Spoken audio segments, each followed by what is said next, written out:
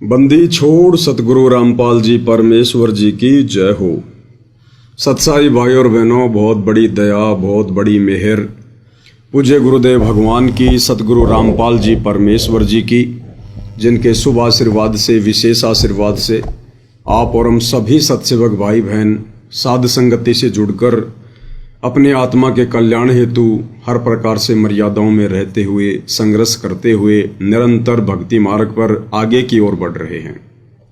भाई और बहनों, इस कलयुग की बिचली पीढ़ी में पूज्य गुरुदेव भगवान की आप और हम सभी आत्माओं के ऊपर एक विशेष रजा है, विशेष मेहर है। और ऐसी विशेष मेहर गुरुदेव भगवान केवल अपनी चंद पुण्य आत्माओं पर ही करते हैं।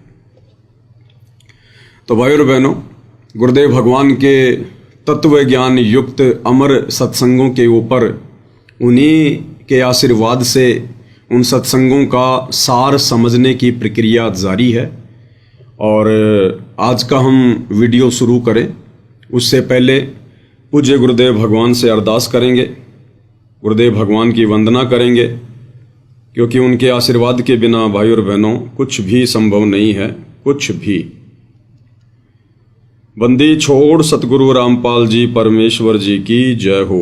परम पिता परमात्मा, सारी सृष्टि के सृजनहार, कुल मालिक, असंख्य ब्रह्मांडों के स्वामी, जगत गुरु, तीनों लोकों में प्रवेश करके सबका धारण पोषण करने वाले राजाधिराज, आत्माधार, नाथों के नाथ, देवों के देव महादेव, सर्वेश्वर महेश्वर, मृत्युंजय, अजरो अमर, आदि अनादि सनातनी प्रभु, जगत पिता जगदीश्वर, श्री श्री 1008 की उपाधि के वास्तविक अधिकारी, अकाल मूरत, शब्द स्वरूपी राम वासुदेव, सर्वगतम ब्रह्म, परम पूज्य, प्रथम पूज्य, परम संत, परम पुरुष, परम धनी, परम दयालु, सत्य कबीर, हक्का कबीर, अल्लाहु कबीर, अल्लाहु अकबर, बाखबर, अल्लाह ताला, जगत के तारणहार, जगत के मुक्तिदाता, जगत के जगन्नाथ, हारे के सहारे, हिंदुओं के राम, मुसलमानों के अल्लाह, सिखों के वाहिगुरु, ईसाइयों के मसीह, दया के सागर दयानिधि,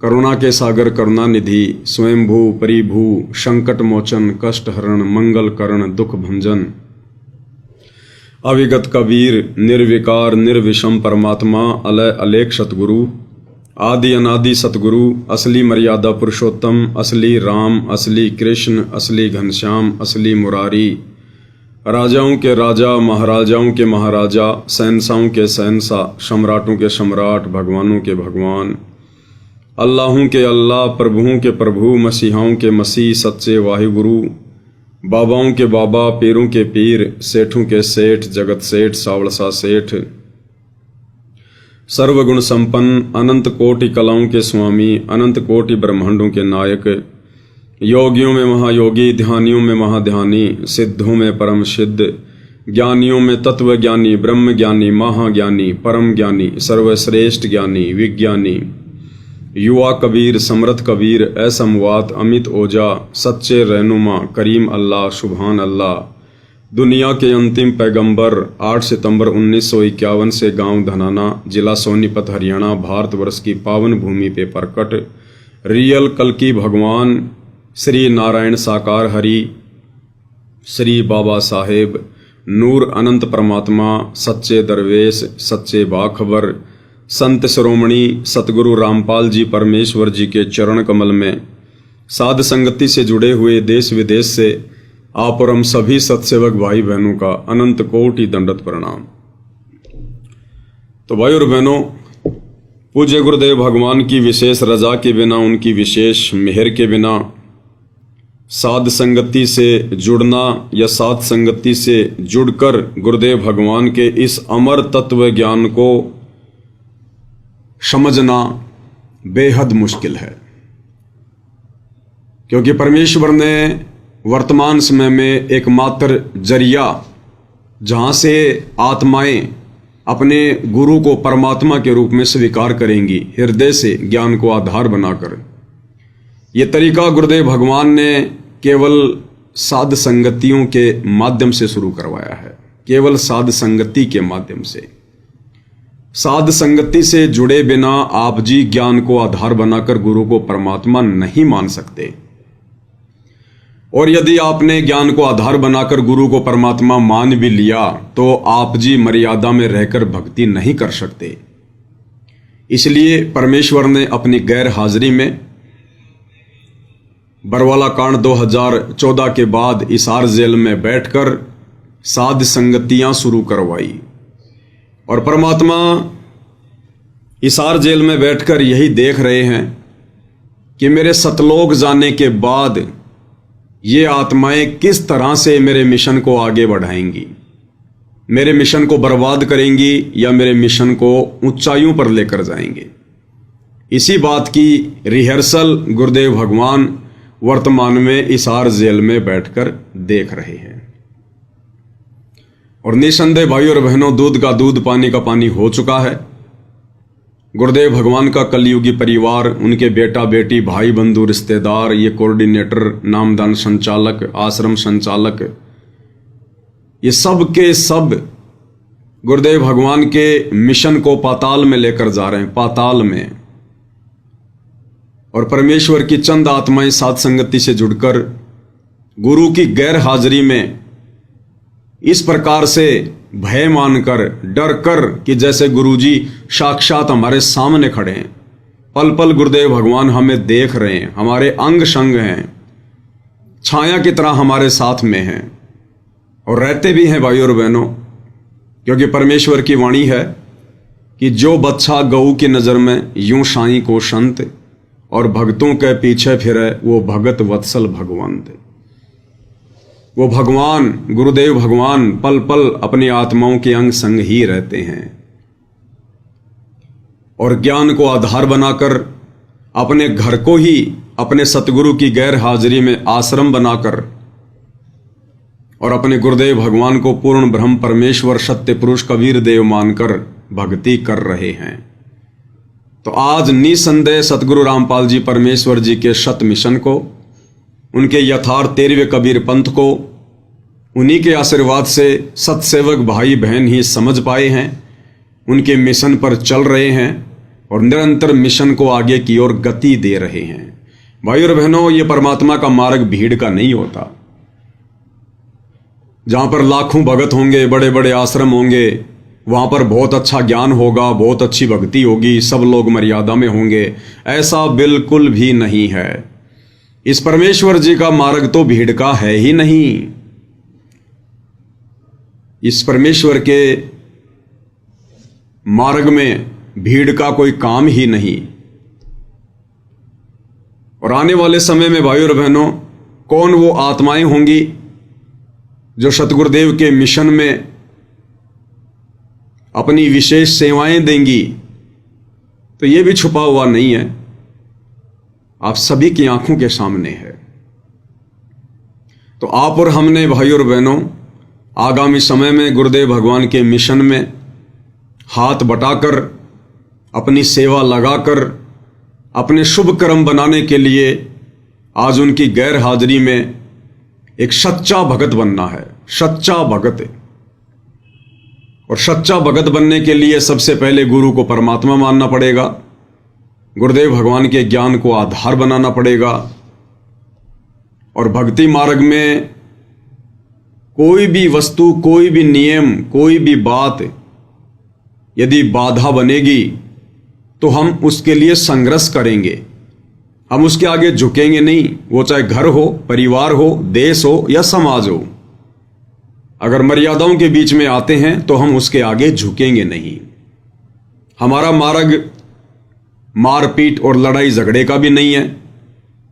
हम मुंह से किसी को उप भी नहीं कहेंगे, हाथ तो छोड़ो किसी की तरफ हम उंगली भी नहीं उठाएंगे। आधीन्य के साथ प्रेम पूर्वक ज्ञान आधार से हम अपनी मर्यादाओं को बचाएंगे।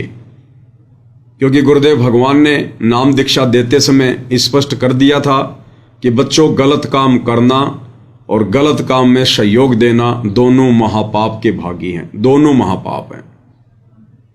तो आप और हम भगत भाई बहनों ने आगामी समय में या वर्तमान समय में कोई भी गलती करने से बचना है। अन्यथा वर्तमान में हम जिस नाजुक दौर से गुजर रहे हैं, ये हमारी परीक्षा का समय है, हमारा फाइनल एग्जाम है, सतलोक के लिए फाइनल एग्जाम। और इस समय सावधानी हटी और दुर्घटना घटी। और हर प्रकार की मर्यादाओं को लेकर हमने सचेत रहना है। ये ना सोचना कि हम साथ संगति से जुड़ गए, हम तो साथ संगति की वीडियो देख रहे हैं, हमने तो गुरुजी की आरती उतारना शुरू कर दिया, हम गुरुजी को भोग भी लगा रहे हैं, हमें सारा ज्ञान हो गया। अगर जरा भी अहंकार आ गया, जरा भी यदि आपने नादानी दिखाई, ना समझी दिखाई, काल बिल्कुल तैयार बैठा है हमारी कमजोर नस को पकड़ने की तैयारी में बैठा है कि कहां ये आत्माएं जरा सी गलती करें, छोटी सी गलती करें, और उसी समय इनको दबोच लूं, इनकी मर्यादा तुड़वा दूं।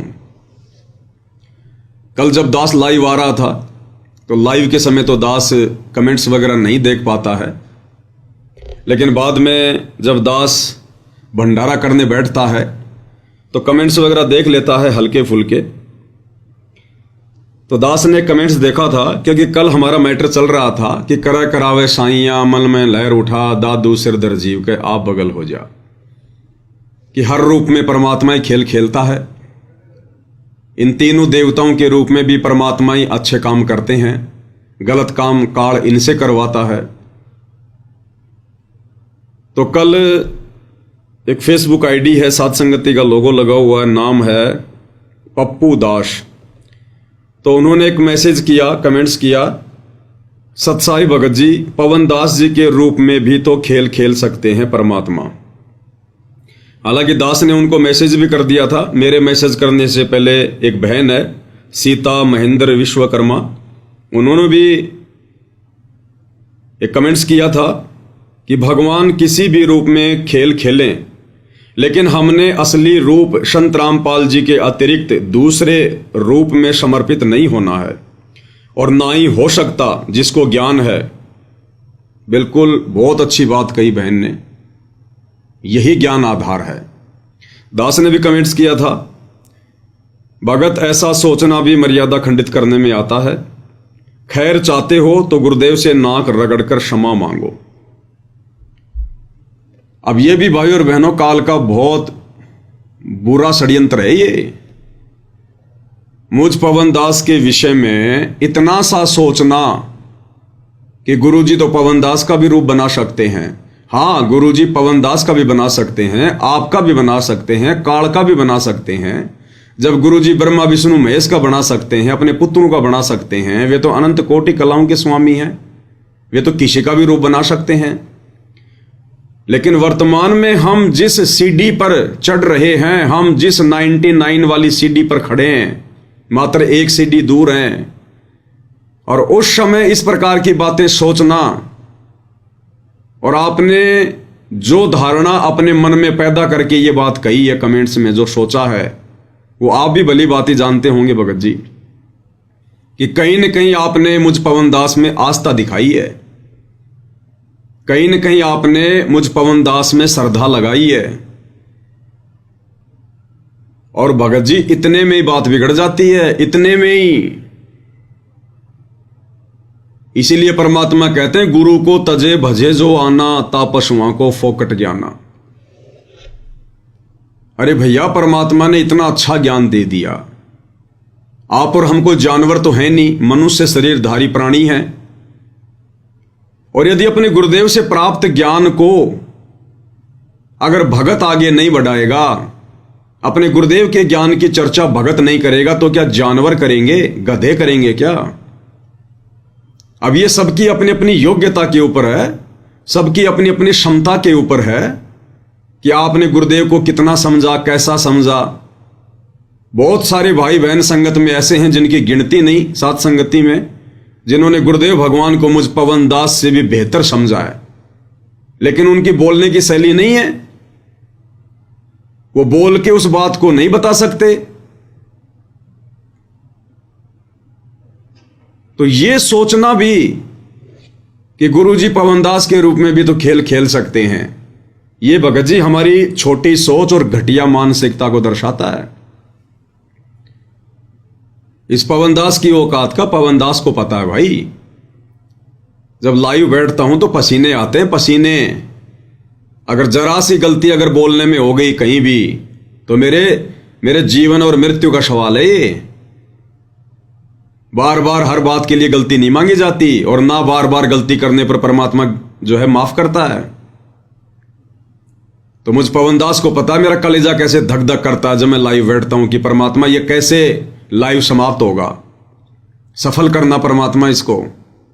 सारा दिन मुझे एक चिंता सी बनी रहती है, और आपने एक झटके में कह दिया मुंह उठा के कि गुरुजी पवन दास के रूप में भी तो खेल खेल सकते हैं। सिर्फ छोटी सी बात को लेकर कि पवन दास बहुत अच्छा बोल लेता है। अरे आप भी बोलो ना, मना किसने किया भाई? जानवर थोड़ी हैं, परमात्मा ने मुंह में जुबान दे रखी है। बोलिए, आप भी बोलिए, आप भी लाइव आइए, आप भी वीडियो बनाइए। परमात्मा ने किसी के हाथ थोड़ी बांध रखे हैं। एक पवन दास को जिम्मेदारी थोड़ी दे रखी है। परमात्मा ने तो समान रूप से अपने ज्ञान की वर्षा की है, और जो जैसा अपने गुरुजी के ज्ञान को समझेगा, अपने गुरुजी को समझेगा, वो तो वैसा ही उनका बखान करेगा, उनकी महिमा करेगा। भगत का और क्या काम है? भगत का यही काम है, अपनी भक्ति करो और भगवान के ज्ञान का प्रचार करो।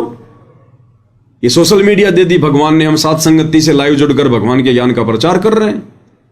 और कोई अगर दो शब्द अच्छे मुंह से निकाल देता है तो उसमें जीव का श्रेय है क्या? ये सद्बुद्धि भी तो भगवान दे रहे हैं। मुझ पवन दास का इसमें कोई श्रेय है क्या, कोई रोल है क्या? मैं तो हर बार कहता हूं, और आप लोगों के द्वारा फिर ये बात सोच लेना। पता है आपने अपनी कितनी भक्ति का सत्यानाश कर दिया। आपने एक मनुष्य जन्म गवा दिया। अगर आपने इस भाव से ये बात सोचकर कही है तो, अगर आपने मुझ पवन दास में जरा भी श्रद्धा व्यक्त करके, या मुझ पवन दास में सतगुरु रामपाल जी को देख करके अगर आपने ये बात कही है, क्योंकि ये तो आपकी अंतरात्मा ही जान सकती है भगत जी, तो आपने अपना ये मनुष्य जन्म बर्बाद कर दिया, और अगले की कोई गारंटी नहीं भाई। अगर अपनी गलती का पश्चाताप है तो सतगुरुदेव भगवान से इसी समय नाक रगड़ रगड़ के समय याचना मांग लीजिएगा। ये छोटी मोटी गलती नहीं है, भक्ति मार्ग की सबसे बड़ी गलती है, सबसे बड़ी गलती। ये गलतियां भक्ति मार्ग में जायज नहीं है। कल को भाई बहन मेरे वीडियो उठाकर उनके ऊपर वीडियो बनाएंगे, और मेरे वीडियो के ऊपर कोई और अच्छे से समझाने वाला भगत मिल जाएगा, तो क्या उसके ऊपर आस्था लगा लोगे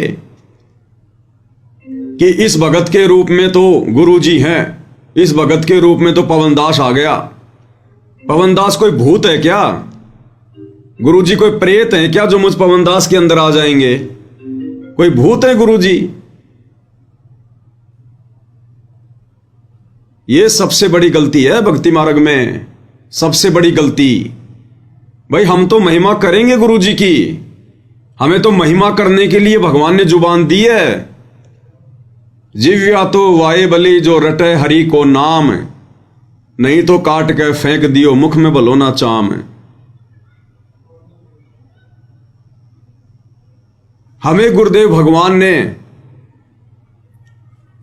जिस मकसद के लिए जुबान दी है, हम तो भाई वही करेंगे और वही हम कर रहे हैं, और अंतिम श्वास तक यही चलेगा।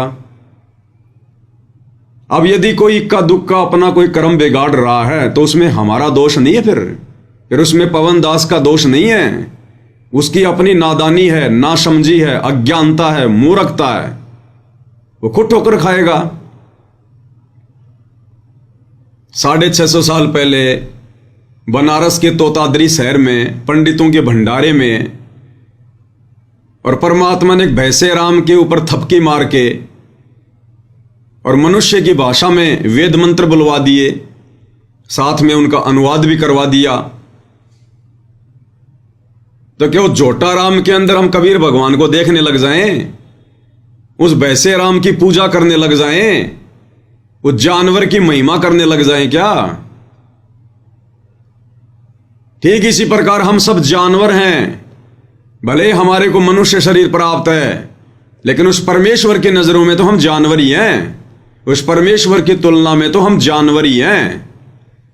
और एक जानवर को, एक मुझ जैसे नीच को, कमीण को, जानवर को, गधे को, सुअर को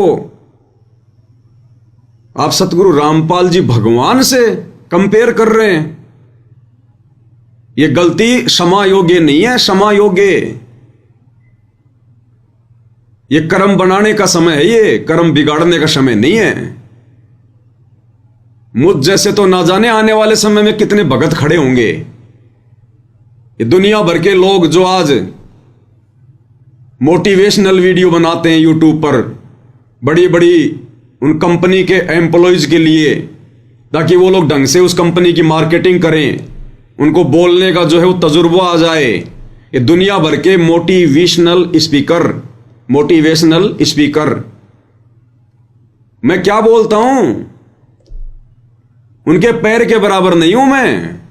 यूट्यूब पर जो लोग दुनिया भर के जो ये भाषण देते हैं, तो जब कल को उनको पता चलेगा ये लोग अपने बाप की शरण में आएंगे, जो आज उन कंपनियों के लिए 2 पैसे के लिए बोल रहे हैं, थूक बिलो रहे हैं, कल को इस भगवान की महिमा में बोलेंगे, लंबे लंबे भाषण देंगे, भाई बहनों को समझाएंगे,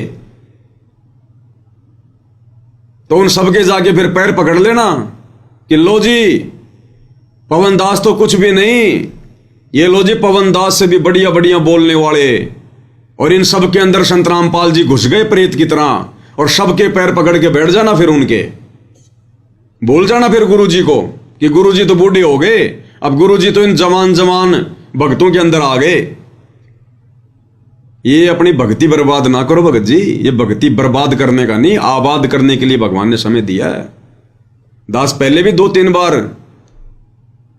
इस टॉपिक पर बातें कर चुका है। 2-4 मूर्ख थे ऐसे। एक हरियाणा की बहन जी थी, एक साथ संगति में आती थी, बोलती भी नहीं थी, बड़ी शर्माती थी, सत्संग करता था मैं तो भी और 2022 में जब परमात्मा ने परीक्षा ली, साथ संगति से दूर हटी, और उस समय क्या कहा करती थी, भगत जी आपके अंदर तो मुझे कबीर भगवान दिखाई देते हैं, आप सामान्य व्यक्ति नहीं हो, आप में तो कबीर जी हैं, गुरु जी भी नहीं, कबीर जी, दाढ़ी मूंछ वाला डायरेक्ट। और दास उसको बहुत समझाया करता था कि बहन जी तू मान जा, ये बकवादे नहीं चलती भक्ति मार्ग में। नहीं भगत जी आपके अंदर तो कबीर जी हैं। ठीक है मगवाई, कबीर जी हैं तो ठीक है, फिर वो कबीर जी बताओगे तने। उस परीक्षा में फेल हो गई, छोड़ गई साथ संगतियां, वापस चली गई आश्रमों में, और उसने 85,000 रुपए की सेवा दी थी उस समय। मना करने के बावजूद भी मैंने कहा बहन जी मुझे आवश्यकता नहीं है। बोला ना भगत जी मेरी तो सेवा लगी नहीं अभी तक। मैं बोला लगा दे। मैंने कजोड़ भगत जी के उस समय उनको खाता नंबर दे दिए, उसने सेवा भेज दी। 2022 की परीक्षा हुई, वो फेल हो गई, और उसके बाद में उसके फोन आने लगे मेरे पास में, भगत जी मेरे 50,000 रुपए दो, मेरे 50,000 रुपए। मैंने कहा भैया मेरे बेटे की शादी में दिए थे क्या? मुझे दहेज में दिए थे, दान में दिए थे, सेवा के लिए दिए थे, सेवा में लग गए, मैं किस किस के दूंगा? लोगों ने मुकदमे कर रखे, तू भी कर दे जा।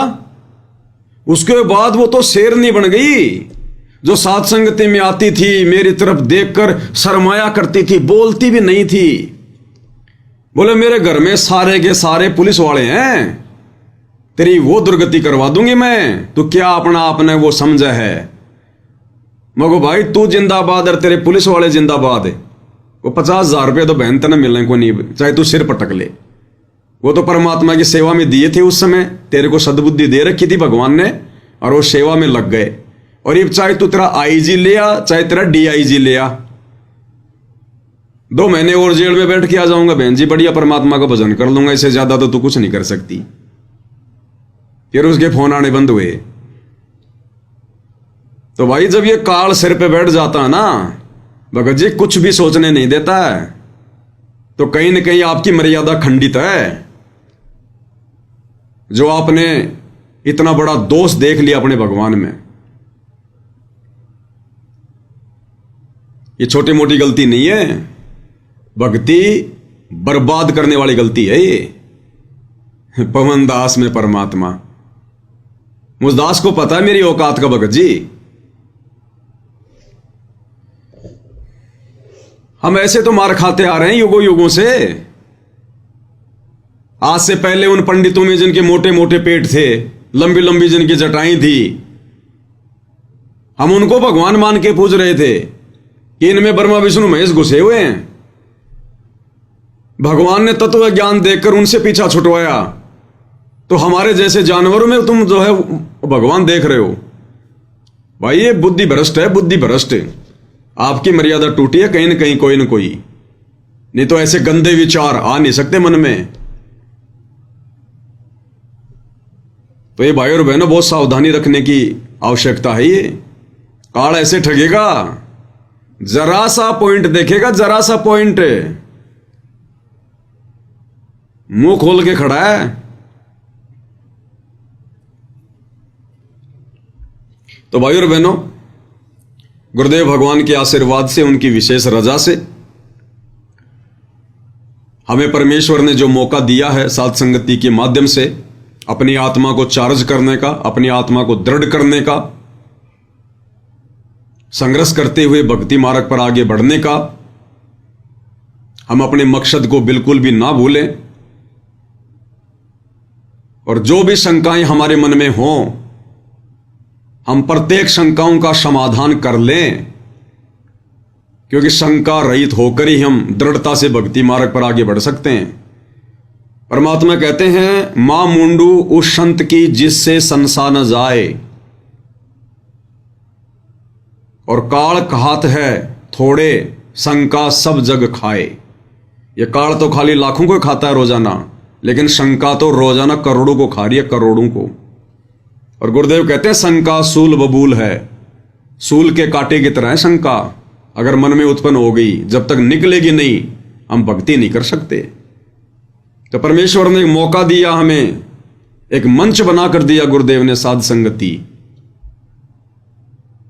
इसके माध्यम से हम अपनी शंकाओं का समाधान करवा सकते हैं, क्योंकि यहां जो भी शंका का समाधान होता है गुरुदेव के तत्व ज्ञान आधार से होता है। भले ही परमात्मा ने आपके सामने पवनदास के रूप में एक ये छोटा सा यंत्र खड़ा कर रखा है, लेकिन समाधान गुरुदेव के ज्ञान आधार से, उनके सत्संग दिखा दिखा कर। तो गुरुदेव भगवान चाहते हैं कि अब मेरा सिर खाने से अच्छा है, हिसार जेल से बाहर आने से पहले पहले शंका रहित हो जाओ, गुरु में परमात्मा देख लो, ताकि फिर भक्ति मार्ग में आगे बढ़ा जाए। तो अब परमात्मा आएंगे तो पंचायत लेके नहीं बैठेंगे, एक एक भगत की शंकाओं को लेकर नहीं बैठेंगे गुरुदेव। ये ब्रह्मा विष्णु महेश के माता पिता नहीं दिखाएंगे भगवान, अब जो भी दिखाना था दिखा दिया। अब गुरुदेव अपने मिशन को आगे कैसे जो है वो गति देनी है, परमात्मा उसके विषय में सोचेंगे। कैसे परमात्मा ने इस मार्ग को सेट करना है, ताकि उनकी गैर हाजिरी में, उनकी अनुपस्थिति में हजारों वर्षों तक ये मार्ग निर्बाध रूप से चले, परमात्मा उसके लिए अपनी प्लानिंग करेंगे। तो व्हाट्सएप पर किसी भगत भाई ने दास को एक छोटा सा वीडियो भेजा, और उन्होंने कहा कि भगत जी मुझे एक शंका हो गई है, इसको लेकर अगर परमात्मा आपको प्रेरणा करें तो ज्ञान आधार से आप इसका समाधान कीजिएगा। और शंका क्या थी? गुरुदेव भगवान ने एक सत्संग में कहा कि जैसे हम लोग ये फिनाइल वगैरह से बाथरूम साफ करते हैं, पोंछा वगैरह लगाते हैं, या जैसे हम बीमार हो जाते हैं तो हम लोग इंजेक्शन लगवाते हैं, टैबलेट खाते हैं, दवा खाते हैं, तो वो दवा क्या करती है शरीर में जाकर, जो हानिकारक जीवाणु होते हैं उनको मारती है। अगर हम इंजेक्शन नहीं लगाएंगे, टैबलेट नहीं खाएंगे, उपचार नहीं करेंगे, तो वो जीवाणु जो हानिकारक हैं वो फिर हमें मार देंगे, और हम मर गए तो फिर भक्ति कैसे करेंगे। तो इसी संदर्भ में आगे गुरुदेव ने कहा कि जैसे कोई हिंसक जानवर है, कोई भेड़िया है, कोई सर्प है, कोई सांप है, अगर वो आपके घर में घुस जाए तो पहले तो उसको प्यार प्रेम से निकालो, फिर भी यदि वो नहीं निकल रहा है तो फिर उसको मार दें। उसको मारने से फिर पाप नहीं लगेगा। तो एक भगत जी को शंका हो गई, और शंका भी भाई और बहनों जाहिर है, क्योंकि अब साथ संगति से जोड़कर गुरुदेव भगवान ने हमें जिस पायदान पर पहुंचा दिया है, इस पायदान पर तो हम चींटी को भी नहीं मार सकते, चींटी को भी। सर्प तो बहुत लंबी चौड़ी चीज है, हम उसको कैसे मार सकते हैं। तो भगत के मन में जरा सी शंका होगी कि गुरुदेव ने जो कहा वो भी सत्य है, अगर मार देंगे तो उसका पाप भी नहीं लगेगा क्योंकि भगवान कह रहे हैं। लेकिन गुरुदेव ने ज्ञान ऐसा दे दिया, हम मार भी नहीं सकते। तो इसका कोई बीच का रास्ता, इसका कोई समाधान। तो देखो भाई और बहनों, पहले हम पूज्य गुरुदेव भगवान के मुकम्मल से छोटा सा ये सत्संग सुन लेते हैं 56 सेकंड का। लगाते हो, आपका उन जीवों को मारना उद्देश्य नहीं है, उन हानिकारक जीवों से बचने का उद्देश्य है। आपकी बॉडी में कोई डिफेक्ट होता है, कोई रोग लगता है, तो जीवाणु ही होते हैं वहां जो आपकी बॉडी को नाश करने पर तुले हुए होते हैं। उनके लिए जो गोली टैबलेट हम खाते हैं, औषधि खाते हैं, वो जीवाणुओं को ही मारती है। तो वो दुश्मन थे हमारे बॉडी के, उसके लिए उनको मार देना वो पाप नहीं है। जानकर मारा नहीं, चाहे सर्प भी आपके सामने आ जा, इच्छा कर मारा नहीं। आपके घर में घुस जा और आपको लगे कि डस सकता है तो उसको कोशिश करो निकालने की, नहीं निकला तो जैसे मार दो, उसका पाप नहीं।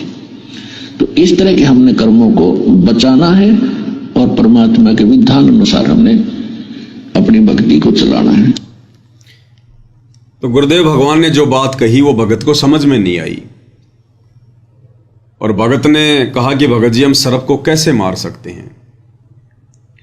बिल्कुल भगत जी, अगर आपको परमात्मा ने प्रेरणा की है, आपने ये वीडियो भेजा है, तो परमात्मा ने एक संदेशा भक्तों को दिलवाना है। देखो भाई और बहनों, हम कोई सामान्य भगत नहीं हैं। ये जितने भी नकली साधु संत महात्मा आचार्य शंकराचार्य हैं, ब्रह्मा विष्णु महेश हैं, इनके जितने भी भगत हैं, हम उन भक्तों की श्रेणी में नहीं हैं। हम तो उनके गुरुओं से भी ऊपर की श्रेणी में हैं। हम तो उन शंकराचार्यों से भी ऊपर की श्रेणी में हैं। गुरुदेव भगवान ने हमें अपने आशीर्वाद से तत्व ज्ञान देकर, अपनी शरण में लेकर उस स्तर पर बैठा रखा है। ब्रह्मा विष्णु महेश भी इस अध्यात्म ज्ञान में आप और हमारे से नीचे नीचे हैं, नीचे नीचे। तो गुरुदेव ने जो कहा है वो भाई और बहनों उन सत भक्तों के लिए नहीं कहा। यह आदेश गुरुदेव का सर्व के लिए नहीं है, सबके लिए नहीं है। जैसे परमात्मा ने बताया कि शरीर में कहीं भी पीड़ा है, कहीं भी रोग है, कहीं भी चोट है, इंजेक्शन कहां लगाया जाता है? पीछे लगाया जाता है, कूल्हे पर, और वो उसी रोग पर जाकर अपना असर करता है वो दवा। तो गुरुदेव भगवान का जो ज्ञान है वो पहली से लेकर पीएचडी तक का है, क्योंकि सत्संग में हर श्रेणी के भगत भाई बहन बैठे होते हैं। किसी ने आज ही नाम लिया है, किसी को 1 महीना हो गया, किसी को सतनाम मिल गया, कोई सारनाम प्राप्त है, कोई 20 साल का भगत है। तो गुरुदेव के जो वचन होते हैं वो सबके लिए होते हैं, और जिसकी जैसी क्षमता होती है, जिसकी जैसी समझ होती है, उसी अनुसार वो गुरुदेव के वचनों को ग्रहण कर लेता है। तो गुरुदेव ने ये जो बात कही है कि आपके घर में यदि कोई सांप वगैरह घुस जाए तो प्रथम तो उसको प्यार प्रेम से निकालने का प्रयास करो। फिर भी आपको लगता है कि अब ये डसेगा, मारेगा, तो फिर हम उसको मार दें, उसमें फिर कोई दोष नहीं है। यानी गुरुदेव ने सांप को मारने के लिए क्यों कहा कि हम यदि सांप को नहीं मारेंगे तो सांप फिर हमें मारेगा। इसीलिए तो, ताकि हमारा शरीर बचा रहे, इसीलिए तो कहा परमात्मा ने।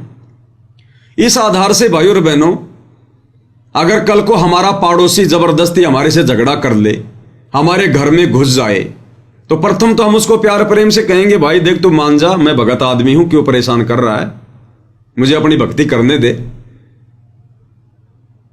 प्रथम तो प्यार प्रेम से उसको बाहर निकालेंगे, और फिर भी वो जबरदस्ती हमें मारने पर आतुर हो, लठ हाथ में ले रखा हो, धारमदार कोई हथियार हाथ में ले रखा हो, या कोई फौज पुलिस से रिटायरमेंट हो अपनी बंदूक लेके आ गया हो, कि नहीं आज तो मैं तेरा भगत जी काम ही तमाम करूंगा,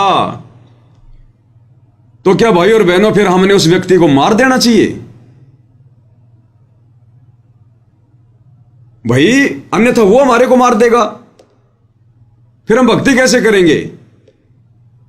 भाई गुरुदेव ने यही तो कहा कि प्रथम तो सांप को, जो आपको मारना चाहता है, आपको डसना चाहता है, आपका जीवन समाप्त करना चाहता है, प्रथम तो प्यार प्रेम से बाहर निकालो, नहीं निकलता तो फिर मार दो। तो ऐसे ही आपका पड़ोसी या अन्य कोई व्यक्ति जबरदस्ती आपके घर में घुसकर, क्योंकि ये तो कलयुग है, यहां तो जबरदस्ती की आफत दरवाजे पे खड़ी रहती है, तो यदि वो आपको मारने आ जाए और बंदूक हाथ में लेके आ जाए कि बस आज तेरे को मारूंगा, तो गुरुदेव के इस सत्संग आधार से तो फिर हमने उस व्यक्ति को मार देना चाहिए कि वरना ये मुझे मारेगा।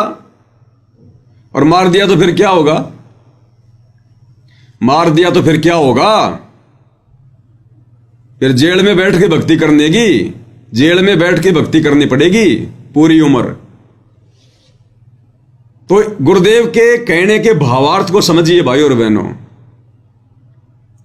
गुरुदेव ने यह सत्संग उन नादान भक्तों के लिए, उन मर्यादाहीन भक्तों के लिए बोला है जो भक्ति भी कर रहे हैं लेकिन मर्यादाओं में नहीं है,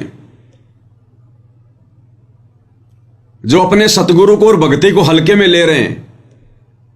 उन आत्माओं के लिए गुरुदेव ने कहा है, अगर कोई शरप या कोई ऐसा जानवर, कोई भेड़िया वगैरह अगर आपके घर में घुस जाए या आपको मारने पर आतुर हो, तो आप उसको मार दो, वो पाप आपको नहीं लगेगा।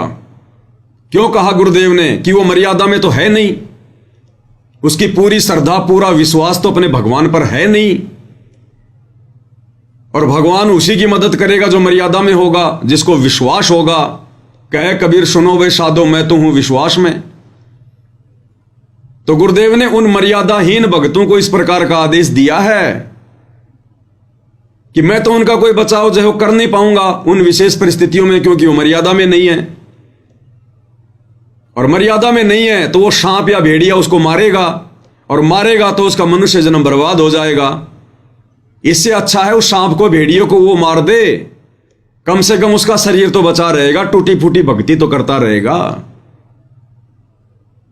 अन्यथा सांप उसको मार देगा, खा जाएगा, डसेगा उसको, भेड़िया मार देगा उसको। तो ये उन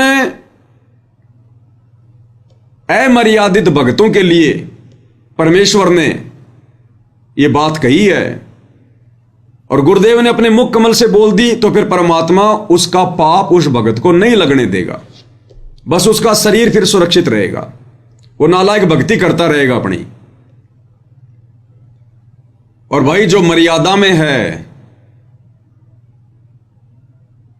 जिसका विश्वास अपने गुरुदेव भगवान पर है, जो अपने गुरु को परमात्मा मान लिया है, और जिसने अपना तन मन धन अपनी आत्मा के कल्याण के लिए अपने गुरुदेव के चरणों में न्योछावर कर दिया है, उसका तो शेर भी बाल बाका नहीं कर सकता। शेर भी, काल भी 100 कदम दूर रहेगा उस भगत से, काल भी। फिर सर्प क्या बिगाड़ लेगा भाई उसका? सर्प क्या बिगाड़ लेगा? फिर भगवान कौन से दिन काम आएगा? फिर भगवान कौन से दिन हमारी मदद करेगा? कौन से दिन हमारी हेल्प करेगा? इसके लिए भाई और बहनों हमने सत्संगों को आधार बनाना पड़ेगा। सत्संगों को, मान लीजिए मैं पवन दास मर्यादा में हूं, जो मर्यादा मुझे गुरुदेव ने बता रखी है, मैं गुरुदेव के प्रत्येक वचन में चल रहा हूं। अनजाने में भले मेरे से गलती हो रही हो, लेकिन जानबूझ के मैं नहीं कर रहा, जितना मुझे ज्ञान है, जितना मैं गुरुदेव की मर्यादाओं से परिचित हूं। और मैं अपना जीवन अपने गुरुदेव के चरणों में समर्पित कर चुका हूं, तो सर्प मेरा बिगाड़ क्या लेगा? अगर मुझे डस भी लेगा तो मेरा बिगाड़ क्या लेगा? वो जहर मेरे ऊपर असर ही नहीं करेगा, क्योंकि गुरुदेव ने कह रखा है कि जो मर्यादित भगत है उनके ऊपर काल का विधान लागू नहीं होता। तो ये सर्प से डसना, अकाल मौत होना, ये काल का विधान है, ये मर्यादित भगत के ऊपर लागू नहीं है। हम लोग रोजाना असुर निकंदर रमेणी करते हैं भक्ति बोध से, असुर निकंदर रमेणी, और उसमें लास्ट में रक्षा मंत्र आता है। फिर हम क्यों पढ़ रहे हैं इसको? क्या शिक्षा ली फिर हमने इससे? क्या कह रहे हैं गुरुदेव? सतगुरु शरण शरणाई, शरण गए कछु भय नहीं व्यापे, काल जाल भय मिट जाई। यानी सतगुरु की शरण में आने के बाद अगर आप मर्यादा में रह के भक्ति कर रहे हैं तो काल का जाल उस भगत के ऊपर से हट जाता है। कोई भय उस भगत को व्याप्त नहीं होता, सारा काल का भय और जाल मिट जाता है, सतगुरु समाप्त कर देता है। उस आत्मा को सतगुरु काल के विधान से बाहर कर देता है। रोग शोग छल छिद्र न व्यापे, सन्मुख न ठहराई। रोग यानी कोई भी शारीरिक रोग जैसे कैंसर वगैरह, एड्स वगैरह, अन्य जो लाइलाज बीमारियां हैं, या ऐसा कोई भयंकर रोग या बीमारी जो भगत की भक्ति में बाधा बन जाए, ये उस मर्यादित भगत के आसपास भी नहीं फटकेगी। शोग यानी कभी भी उस भगत को कोई दुख नहीं हो सकता, घर में कोई अकाल मृत्यु नहीं हो सकती, घर में कभी कभी कोई वो अमंगल नहीं हो सकता जिस कारण से उस घर में शोक का माहौल बन जाए। रोग शोग छल छिद्र न व्यापे। छल छिद्र, हमारे ऊपर कोई भी जादू जंत्र वगैरह काम नहीं करेगा। हमारे साथ में कोई कितना भी धोखा क्यों ना करो, जंत्र मंत्र क्यों ना करवाओ, संसार का सबसे बड़े से बड़ा कोई बाबा बंगाली क्यों ना आ जाए, जो दीवारों पे लिखा होता ना, वशीकरण मंत्र बाबा बंगाली फलाना दिखना, वो बाबा बंगाली का बाबा भी क्यों ना आ जाए, सतगुरु रामपाल जी परमेश्वर जी के मर्यादित भगत पर उसका कोई जंत्र मंत्र काम नहीं करेगा। सन्मुख ना ठहराई, सामने भी नहीं ठहर पाएगा उसका जंत्र मंत्र सतगुरु रामपाल जी के मर्यादित भगत पर। और जहर अग्नि तन निकट न आवे, दूरी जात रंगाई। जहर और अग्नि उस भगत के निकट भी नहीं आ सकती। अब सांप काटेगा तो आदमी जहर से तो मरेगा, तो फिर हम क्यों मारेंगे सांप को? अगर वो काट भी लेगा तो शरीर में क्या फैलाएगा? जहर। और गुरु जी क्या कह रहे हैं कि जो मेरा मर्यादित भगत होगा, जहर और अग्नि तन निकट न आवे। तन यानी शरीर, मेरे भगत के निकट भी नहीं आ सकता जहर और अग्नि, यानी जहर और अग्नि से मेरे भगत की मृत्यु नहीं हो सकती। दूरी जात रंगाई, दूर भाग जाएंगे। वीर बेताल बाण ना लागे, यम के कोट डहाई। इस काल के द्वारा छोड़े गए उसके जो हलकारे हैं, जो काल की जो शक्तियां हैं, वीर बेताल भैरव भूत, ये पितर, ये प्रेत, कहते ये निकट भी नहीं आ सकते। इनका कोई भी तीर, ये कोई भी जो शक्तियां हैं जो काल की, ये भगत को नुकसान नहीं पहुंचा सकती। जम के कोट डहाई। कोट यानी उसका किला, जम यानी काल, डहाई यानी ढह जाएगा, काल का वो किला भी ढह जाएगा। 98 पुण्य मूठ ना लागे, उल्ट तही दरखाई। 98 प्रकार के जादू जंत्र होते हैं, वशीकरण होते हैं दूसरों को पीड़ा देने के लिए, ये मूठ वगैरह। तो कहते 98 पुण्य मूठ ना लागे, सतगुरु रामपाल जी के मर्यादित भगत पर ये 98 प्रकार के जंत्र मंत्र भी फैल हो जाएंगे। उल्ट तही दरखाई, जो हम पर मूठ वगैरह छुड़वाएगा या करवाएगा, उल्टा उसी के ऊपर जाकर वो जंत्र मंत्र काम करेंगे, उल्टा उसी को पीड़ा देंगे। बैर करे सोए दुख पावे, सुरती शब्द मिल जाई। भगत के साथ अगर कोई बैर करेगा, ये भगतों की बात हो रही है, मर्यादित भगतों की, उन भक्तों की नहीं जिन्होंने खाली सतगुरु रामपाल जी से उपदेश ले लिया, गले में लॉकेट लटका लिया, हाथ में रक्षा सूत्र बांध लिया, मुंह में सत साहेब, और मर्यादा कोई है नहीं, राजनेताओं की रैलियों में धक्के खा रहे हैं। तो वो तो केवल अपने संस्कार आधार से बचेंगे, सतगुरु उनकी रक्षा नहीं करेगा। अगर किसी पर आपत्ति आ भी गई, अगर वो बच भी गया, तो सतगुरु उसके संस्कार से करेगा, उसकी वर्तमान भक्ति से नहीं करेगा। सुरती शब्द मिल जाई, यानी भगत की तो भक्ति आगे बढ़ेगी, उसकी सुरती आगे को बढ़ेगी, लोग चाहे उसके साथ कितना ही बैर भाव क्यों ना करें। कहे कबीर हम जमदम पे लिया, सतगुरु लाख दुहाई। और कबीर परमेश्वर कह रहे हैं कि मैंने यमदूतों के समूह को मार मार के भगाया। कहे कबीर हम जमदम पे लिया, सतगुरु लाख दुआई, सतगुरु दुआई दे रहे हैं कि मेरी बात पे यकीन करना, विश्वास करना, साक्षी मानना इस बात को। साध वचन पलटे नहीं, चाहे पलट जाए ब्रह्मांड। तो भाई एक तरफ तो गुरुदेव भगवान कह रहे हैं कि मेरे मर्यादित भगत पे तो जहर काम ही नहीं करेगा, तो सांप कौन सा अमृत छोड़ेगा? जहर ही तो छोड़ता है सांप जब काटता है। तो जानबूझ के हम उसे कटवा नहीं रहे। अगर धोखे से काट लिया या उसको बाहर निकालते निकालते उसने हमारे को अगर वो डस लिया, तो उस जहर का, चाहे वो कोबरा क्या, कोबरा का नाना क्यों ना हो, सतगुरु रामपाल जी के मर्यादित भगत पर असर ही नहीं करेगा। पानी पानी की तरह। दूसरी बात भाई और बहनों, आपको समझ में आएंगी ये सारी बातें कि परमेश्वर ने जो सांप को मारने की बात कही है, ये केवल अमर्यादित भक्तों के लिए कही है, क्योंकि गुरु तो उनकी रक्षा करेगा नहीं। इससे अच्छा नालायक वो सांप को मार दे, क्योंकि सर्प मर जाए तो ठीक है, अगर मनुष्य मर जाएगा तो नुकसान है, क्योंकि सर्प तो भक्ति नहीं कर सकता, वो तो दूसरी योनि ले लेगा। लेकिन वो मर गया तो भक्ति कैसे करेगा? तो उन अमर्यादित भक्तों के लिए कहा गुरुदेव ने। अन्यथा भाई और बहनों, आज हम तो गुरुदेव की शरण में हैं। वर्तमान में हमें तत्वदर्शी संत प्राप्त है। हम शत भक्ति मंत्रों का जाप कर रहे हैं। कलयुग की बिचली पीढ़ी है। और यदि हम जरा सा पीछे जाएं, सतयुग में या त्रेता युग में, जब भगत प्रहलाद जी का जन्म हुआ था, उसका पिता हिरण्याकुश उस भगत को परेशान करने के लिए, उस भगत को जान से मारने के लिए उसने 84 प्रकार की घटनाओं को अंजाम दिया था। 84 प्रकार के यत्न किए थे। और एक समय उसने भगत प्रहलाद को जान से मरवाने के लिए अपने सैनिकों को आदेश दिया कि इसको जंगल में ले जाओ और इसको सर्पों के बीच में डाल दो, सर्पों के बीच में, जहरीले सर्पों के बीच में। भगत प्रहलाद को सैनिक पकड़ कर ले गए और जंगल में सर्पों के बीच में डाल के आ गए। वापस घर पे आ गए। दूसरे दिन हिरण्यकश्यप ने आदेश दिया कि जाओ, अब तक तो सांप उसको खा चुके होंगे, मर चुका होगा, उसकी डेड बॉडी को ले आओ। मेरे आदेश की अवहेलना करने वालों का क्या अंजाम करता हूं मैं, ये दुनिया भी देखेगी। ले आओ उसकी डेड बॉडी को।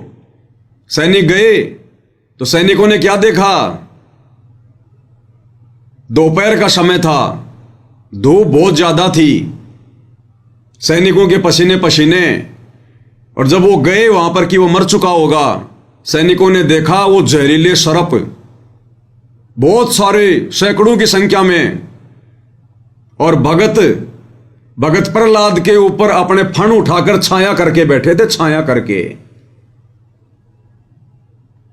भगत प्रहलाद के चारों तरफ अपने फण उठाकर छाया किए हुए थे वो सर्प, छाया, कि भगत को कहीं कोई गर्मी ना लग जाए। फिर आज हम सर्प क्यों मारेंगे? हम क्यों मारें? हमें किस बात का भय? अरे उस समय ना तो भगत प्रहलाद सतगुरु की शरण में था, ना उसको तत्व ज्ञान था, ना वो कोई शत भक्ति मंत्रों का जाप कर रहा था, ना उसको शतनाम प्राप्त था।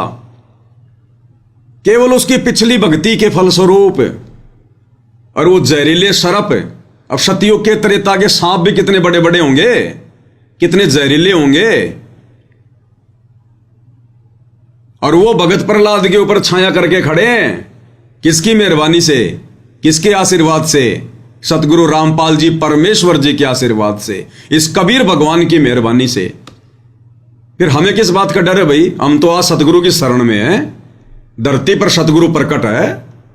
हर प्रकार से गुरुदेव ने सत भक्ति दे दी। गारंटी दे रहा है कि अगर मेरी शरण में रहोगे, मर्यादा में रहोगे, काल भी तुम्हारा बाल बाका नहीं कर सकता। फिर हम एक सांप को मारेंगे? फिर हमसे बड़ा अज्ञानी और मूर्ख भगत कौन होगा? ये उदाहरण दिए भगवान ने। सत्संग इसीलिए किए ताकि जब हमारे सामने ऐसी धर्म संकट की स्थिति उत्पन्न हो जाए तो हम मर्यादा तोड़ने से बचें। अरे और तो छोड़ो, अरे मीराबाई ने तो जहरीले शराब का और जहरी पी लिया था भगवान का नाम लेकर। परमात्मा पे विश्वास करके उसके देवर ने, राणा ने जहरीले सर्प का विष मंगवाया था कि जीभ पर रखते ही मर जाए। अरे आजकल के सांप तो यूरिया, क्योंकि खेती सब यूरिया हो गई। अब चूहे क्या खाएंगे? फसल खाएंगे, कीड़े मकोड़े खाएंगे। चारों तरफ यूरिया यूरिया है, सांप उन चूहों को खाएंगे। चारों तरफ यूरिया यूरिया, पेस्टिसाइड है। आजकल के तो सर्पों का जहर भी निष्क्रिय हो चुका है। और मीराबाई को जिस सर्प का जहर मंगवाकर मारने का प्रयास किया गया था, वो कितना जबरदस्त जहर था। और अपने भगवान पर विश्वास करके उसने तो जहर पी लिया था। वो तो बेचारी इतने सत्संग भी नहीं सुनती थी, लेकिन उसने विश्वास किया। वो जहर उसका बाल विवाह का नहीं कर पाया, क्योंकि मालिक की वाणी है, जहर अग्नि तन निकट ने आवे दूरी जात रंगाई। बताओ फिर हम क्यों डर रहे हैं भाई? फिर हम क्यों सर्प को मार देंगे? अरे सर्प को मारने की नौबत ही ना पड़े, मर्यादा में रह के भक्ति करो ना। परमात्मा सर्प तुम्हारे निकट ही नहीं आने देगा। परमात्मा तुम्हें कभी ऐसी परिस्थितियों में पड़ने नहीं देगा। अगर हम गुरु को परमात्मा मान के मर्यादा में रह के भक्ति करेंगे तो फिर हमें डर किस बात का? और एक सत्संग में गुरुदेव भगवान ने क्या कहा? गुरुदेव भगवान ने कहा कि जब भी तुम्हारे ऊपर ऐसी कोई आपत्ति आवे, कोई आपदा, कोई संकट आवे, डगमग मत होना। अगर तुम्हारा कति सर्वनाश भी होने वाला हो, सर्वनाश, सर्वनाश किसको कहते हैं? यानी सब कुछ लुटना हो, पिटना हो, इंसान ने बर्बाद होना हो, तो गुरुदेव कहते हैं तुम्हारा यदि कति सर्वनाश भी होना हो, आपत्तियों के कितने भी बादल क्यों ना जो है मंडरा रहे हो, तुम एक बार अपने भगवान पे विश्वास करके देखना। विश्वास करके, अरे अगर कोई अमर्यादित भगत भी अगर विश्वास कर ले तो परमात्मा ने उस अमर्यादित की भी उसके विश्वास आधार से रक्षा करनी पड़ती है। तो क्या कह रहे हैं गुरुदेव भगवान? अपने आत्मा हमारा इतना दिल कमजोर हो चुका है कि हम वहां तक बुद्धि उठती नहीं ना, दिल डटता कि हम भगवान पे इतना विश्वास कर सके। जैसे कहते हैं कि तुलसी बेरुआ बाग में सीचत भी मुरझावे, राम भरोसे जो रहे वो पर्वत पर लहरावे। बगीचे के अंदर बूटा लगा दिया, पौधा लगा दिया, सिंचाई करते करते खत्म हो जाता है, मुरझा जाता है। राम भरोसे पर्वत के ऊपर कोई संभालने वाला नहीं, कोई सिंचाई करनिया नहीं। कहते राम भरोसे जो रहे पर्वत पर लहरावे। तो हमारा इतनी बुद्धि उठती नहीं, लेकिन इसको उठाने का ये प्रोसीजर है। एक दिन ऐसी दृढ़ता होगी आपके अंदर, सर्वनाश होता दिखा आपने, आप दृढ़ रहना भगवान के ऊपर, फिर देखना ऐसा बादल टल जाएगा, दुख का तो सोच भी नहीं सकते आप।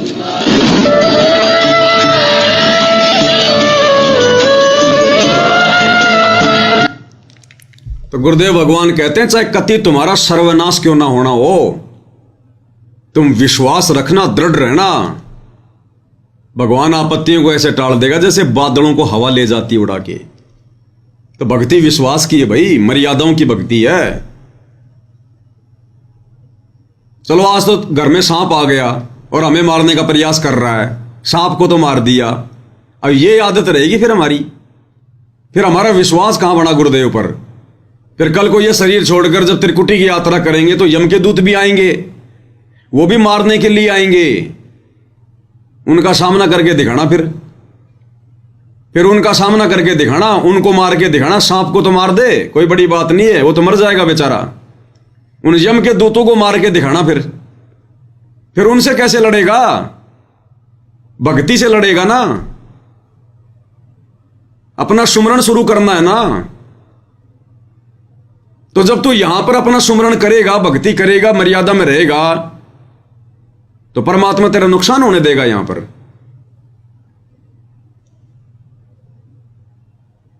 और एक सत्संग में गुरुदेव भगवान ने मीराबाई के चाचा ससुर भुवन के बारे में बताया। भुवन के बारे में, भुवन राणा का महामंत्री था और उसको शिकार भी खेलने के लिए जाना पड़ता था। और भुवन ने नाम दीक्षा भी ले ली थी मीराबाई के कहने पर कबीर परमेश्वर जी से। एक दिन भुवन शिकार खेल कर आया, वापस आकर मीराबाई को बताने लगा कि आज मैंने एक गर्भवती हिरण को मारा, एक ही तलवार के झटके में 2 टूक कर दिए मैंने, गर्भवती थी। मीरा ने कहा कि चाचा तू भक्ति नहीं कर सकता, तू भगत नहीं है, तेरा हाथ कैसे उठ गया? गुरुजी तो चींटी को भी सताने से मना करते हैं, चाचा तू भक्ति के योग्य नहीं है। वो भी डर गया, उसको भी अपनी गलती का पश्चाताप हुआ कि चाचा तेरा तो नाम खंड हो गया। आगे से भवन के मन में ऐसी धारणा बन गई, उसने वो लोहे की तलवार रखना बंद कर दिया, लकड़ी की तलवार रखना शुरू कर दी। बोला अगर मारना भी पड़ गया तो खाली लकड़ी वकड़ी मार दूंगा, लेकिन हत्या नहीं करूंगा। और क्या सोचा भवन ने कि भले शेर मुझे खा जाए लेकिन मैं हत्या नहीं करूंगा।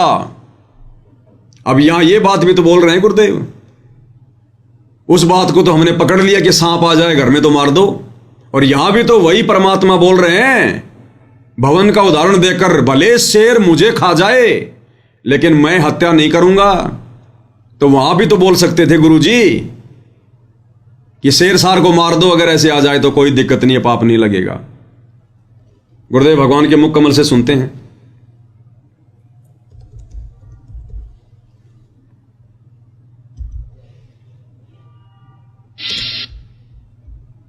क्या कह रहे हैं गुरुदेव भगवान? तो उस दिन पहले वो महामंत्री था, ये क्या नाम है, भवन जो है इसका महामंत्री था, किसका? राणा का, क्योंकि अपना कॉन्फिडेंस चाचा उसने महामंत्री रखा था। और एक बार वो राणा के साथ भवन उनका महामंत्री, तो उसने गर्भवती मृगणी को काट दिया था। गर्भवती मृगणी उसकी तलवार पे शिकार कर दी थी, और वो तड़प तड़प कर मां बेटा दोनों मर गए थे। उस दिन के बाद वो मीराबाई से आकर उसने बताया कि बेटी आज मेरे से ये गलती होगी। मीराबाई ने कहा चाचा तेरे जुल्म कर दिया, अब भक्त नहीं बन सकते, अब भक्ति नहीं कर सकते, ऐसे नरसंहार करते हो। आपके बच्चे ने, आपकी पत्नी ने कोई काट है गर्भवती को, कैसा दुख हो। उसके बाद वो भवन भगत बन गया था और मीराबाई का हर संकेत समझने लग गया था। और मीराबाई ने उसको भी कबीर परमात्मा से वहां उपदेश दिला दिया था, तो वहां वो भक्ति कर रहा था। उसके बाद उसने क्या किया कि राजा के साथ नहीं जाऊंगा तो ये नाराज होगा, तो भवन ने अपनी तलवार काट की बनवा के और म्यान में फिट कर ली थी कि आगे से मान ले इसके साथ जाना भी पड़ जाएगा, तो कोई शिकार करना भी पड़ गया तो उसने लकड़ी की मार मूर दूंगा, बेहोश हो जाएगी, नौराजी हो जाएगा, शिकार खेल लिया। और अब आगे क्या कह रहे हैं? भले शेर मुझे खा जाए मैं नहीं मारूंगा, हिंसा ना होगी, फिर ठीक हो जाएगी। कि मैं ना किसी को मार दूं, बेशक मुझे ही शेर खा जाए, इस दृष्टिकोण से काट की तलवार डाल दी। एक दिन उनके दूसरे मन, तो ये भी तो गुरुदेव भगवान ही बोल रहे हैं कि बेशक शेर मुझे खा जाए लेकिन मैं हत्या नहीं करूंगा। और हम एक छोटे से सांप से डर गए। तो भाई और बहनों, गुरुदेव भगवान का सत्संग, एक ही सत्संग परमात्मा कई प्रकार से एक ही सत्संग के माध्यम से चोट करते हैं। सतगुरु निकले शिकार पर लेकर तीर कमान। अब सतगुरु कोई जानवरों का शिकार थोड़ी करता है जो तीर कमान लेके निकलेगा। सतगुरु निकले शिकार पर, यानी अपने इस तत्व ज्ञान को देने के लिए, काल के लोक से भक्तों का शिकार करने के लिए। अरे शिकार करके कहां ले जाते हैं? अपने घर पर। तो सतगुरु काल से, जो हम यहां पर जो फंसे पड़े हैं भगत, इनका शिकार करेंगे अपने तत्व ज्ञान रूपी बाणों से, अस्त्र शस्त्र से, और फिर अपने घर सतलोक लेकर जाएंगे। सतगुरु निकले शिकार पर लेकर तीर कमान, मूर्ख मूर्ख जल मरे कोई बच गए संत सुजान। तो जो मूर्ख मूर्ख हैं वो तो रह जाएंगे ये काल के जाल में, वो नहीं समझ पाएंगे। और जो संत सुजान होंगे, जो ज्ञानी आत्मा होंगी, उनको परमात्मा शिकार करके ले जाएगा। तो भाई और बहनों, यदि हम मर्यादा में हैं, भक्ति कर रहे हैं, गुरु को परमात्मा मान लिया, तो हमारे सामने ऐसी नौबत ही नहीं आएगी। और अगर ऐसी नौबत आ भी गई तो भगत का कभी हाथ नहीं उठता, भगत का हाथ नहीं उठता।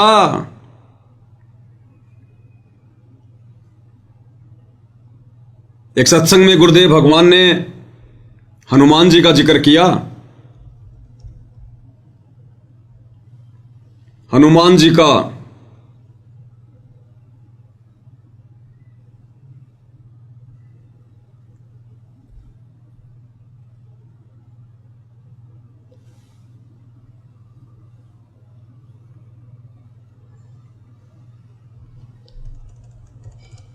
दास देखता है सत्संग है या नहीं है।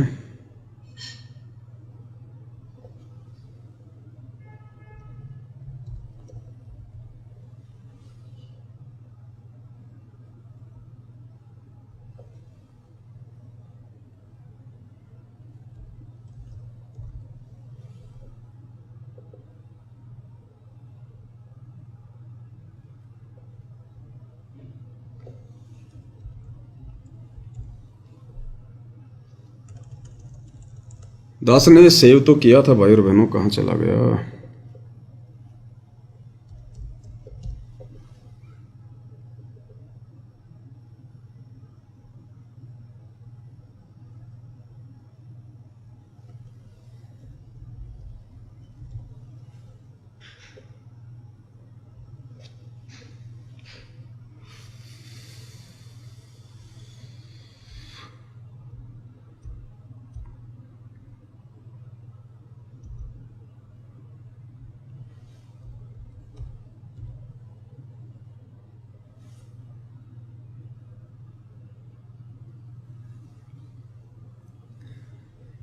अभी दास के पास सेव नहीं है वो सत्संग।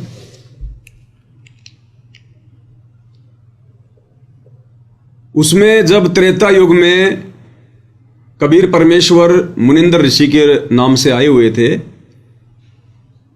फिर हनुमान जी से ज्ञान गोष्ठी हुई, तो हनुमान जी ने कहा कि युद्ध ऐसे नहीं जीता जाता। मैं एक गदा मारता था, 50-50 लोग मरते थे, लाखों लोगों को मारा मैंने। तब कबीर परमेश्वर जी ने कहा कि हनुमान, ये भक्तों के लक्षण नहीं है, ये लोगों को मारना, मार पिटाई करना, लड़ाई झगड़ा करना, ये भक्तों के लक्षण नहीं है। भगत तो किसी के तरफ उंगली भी नहीं उठा सकता, उंगली भी नहीं कर सकता भगत तो किसी की तरफ। मिल गए सत्संग मालिक के आशीर्वाद से। क्या कह रहे हैं गुरुदेव भगवान, ध्यान से सुनिएगा। अब कबीर वो मुनिंदर साहब आते हैं, न बोले भाई नमस्कार, राम राम भाई हनुमान बजरंगबली। अब हनुमान ने देखा, आदमी तो देख रहा है, शाही महात्मा की देखा। क्या लगा, महाराज जी मैंने देखे हुए हो, आप कहाँ देखे थे? भाई देखा होगा जरूर, एक बार नहीं कई बार देखा होगा। पहले देखा था जब तेरा कंगन रल गया था उस मटके में, मैं वही मुनिंदर हूँ भाई। और दूसरी बात की देखा होगा तो नहीं, जब तेरे राम का पुड़ना बंद था, मैं वही मुनिंदर हूँ भाई। बोला हनुमान भाई रहे भगवान बचे पार पड़े, यदि भजू सो भगवान का माड़ा राखू सो, राम राम राम राम कराया करो। नादानी राम राम करने तक कोई ना पार पड़े। कौन है तेरा राम, तेरा इष्ट कौन है? कि रामचंद्र दशरथ पुत्र ना बेटा। मैं बोला जी इस भगवान का आसरा लेकर श्री राम की शक्ति तय एक का लठ मारो था, 20 मरे थे गदा। मुनिंदर जी कहते हैं ये साधु लक्षण नहीं अनुमाना, या मार काट करना संता का काम नहीं होता बीरा, ये भी तेरे में भक्ता के लक्षण कोई नहीं। फिर बता भाई, मान जा मेरी बात हनुमान जी। क्या कहा मुनिंदर रूप में गुरुदेव भगवान ने जब हनुमान जी ने कहा कि मैं एक का लठ मारू था 50-50 मरे थे, तो गुरुदेव ने कहा कि ये संतों भक्तों के लक्षण नहीं है, मार पिटाई करना, लड़ाई झगड़ा करना। ये अब भाई और बहनों, ये बहुत गहरी गहरी बातें हैं। ये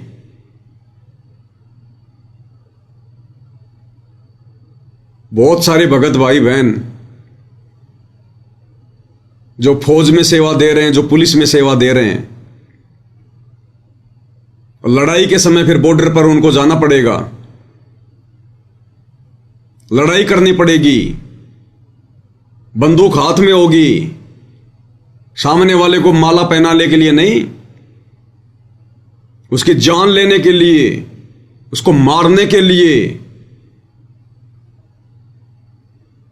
या आपने कोई गोला बारूद छोड़ना है, कोई मिसाइल चलानी है, सामने वाले की जान लेने के लिए।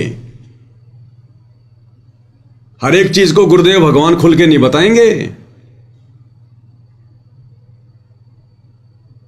आप कैसे किसी की जान ले सकते हैं सतगुरु रामपाल जी के भगत होकर?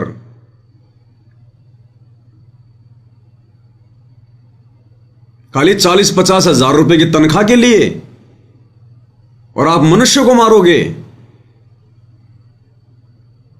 और सामने कौन है, किसको मारोगे? जिन जिन देशों का बॉर्डर लगता है, और वहां पर कौन लड़ाई करेगा? आप जैसे ही बेचारे निर्दोष। आप अगर भगत हो सतगुरु रामपाल जी के, फौज पुलिस में हो, और लड़ाई करने के लिए बॉर्डर पे चले गए, तो दूसरे देश से भी तो बेचारे सैनिक ही आएंगे। वो भी तो आपकी तरह ही हैं। और उनमें यदि तुम्हारा कोई भगत भाई हुआ तो, अरे अब तो हर देश में गुरुदेव के भगत हैं। पाकिस्तान में भी जो है सतगुरु रामपाल जी के भगत हैं, आर्मी में भी बहुत हैं पाकिस्तान में। और भारत पाकिस्तान की हो गई लड़ाई, छिड़ गया युद्ध, और भारतीय सेना में सतगुरु रामपाल जी का भगत, और उधर से पाकिस्तान की सेना में भी सतगुरु रामपाल जी का भगत। इधर से तो वो तान के खड़ा बंदूक अपने गुरु भाई पर, उधर से वो तान के खड़ा बंदूक अपने गुरु भाई पर। नालायको, ये तत्व ज्ञान है क्या? और भगत ना भी हो सामने तो किसको मारोगे तुम? मनुष्य मारोगे। जैसे तुम एक जिम्मेदारी के तहत खड़े हो, वो भी तो एक जिम्मेदारी के तहत खड़ा है। दुश्मनी क्या है? ये परमेश्वर हर बात के लिए संकेत नहीं करेंगे। तुम कैसे मनुष्य मार सकते हो भगत होकर? भगत तो चींटी भी नहीं मार सकता, और तुम जानबूझकर मार रहे हो। पता है तुम्हें कि वो भी मेरे जैसा किसी मां का बेटा है, निर्दोष है। कैसे मार दोगे? सतगुरु रामपाल जी के भगत होकर। इब्राहिम सुल्तान का उदाहरण क्यों दिया गुरुदेव ने? राज्य त्याग दिया, राज्य। वो एक सैनिक नहीं था, सैनिकों का राजा था।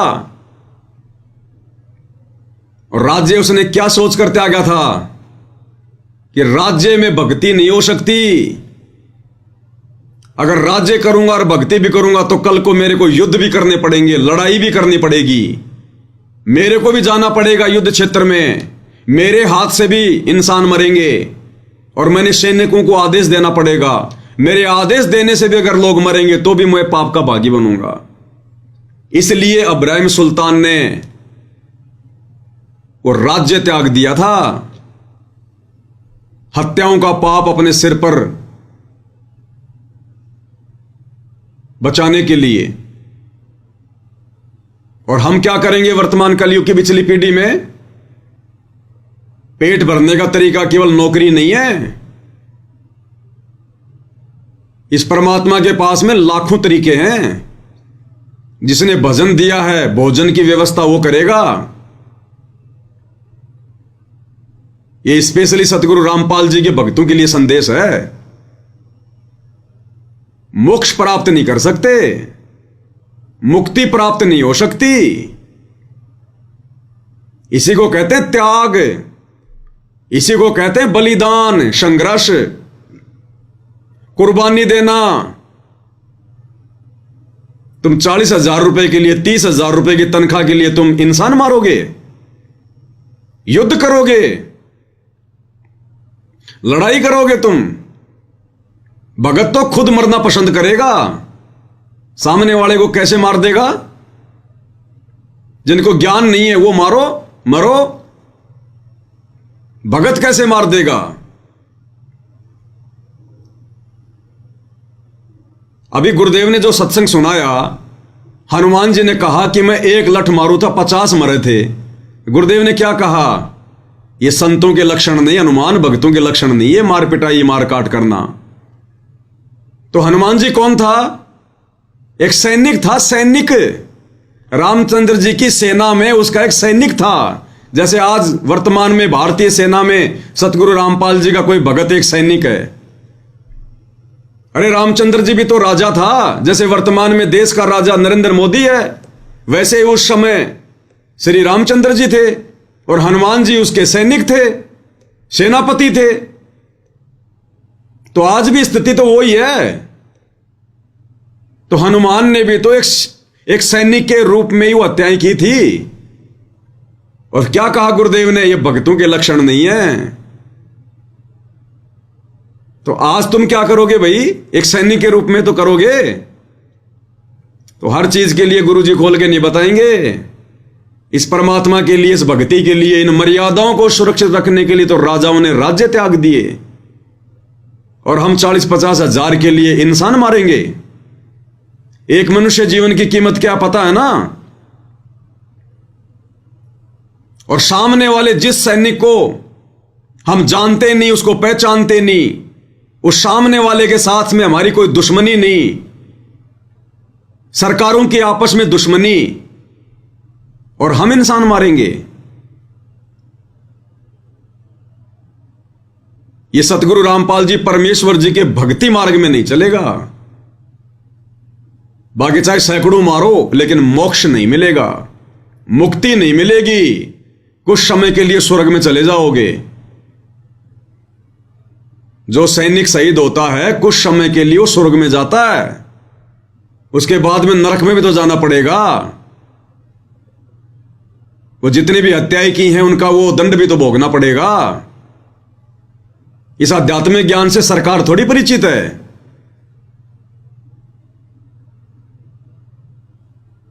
तो हर चीज के लिए गुरुदेव भगवान नहीं बताएंगे, संकेत ही काफी होते हैं।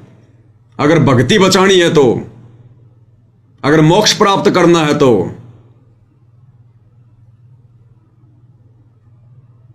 भाइयों और बहनों, ये बहुत गहरा सिलेबस है मालिक के आशीर्वाद से, और इसीलिए परमात्मा ने सात संगतियां शुरू करवाई हैं कि जो बातें किसी कारणवश गुरुदेव भगवान खुलकर नहीं बता पाए, वो बातें हम भक्तों तक सात संगति के माध्यम से पहुंचे, हमें पता चले, और हम हर प्रकार से भगत बने। भगत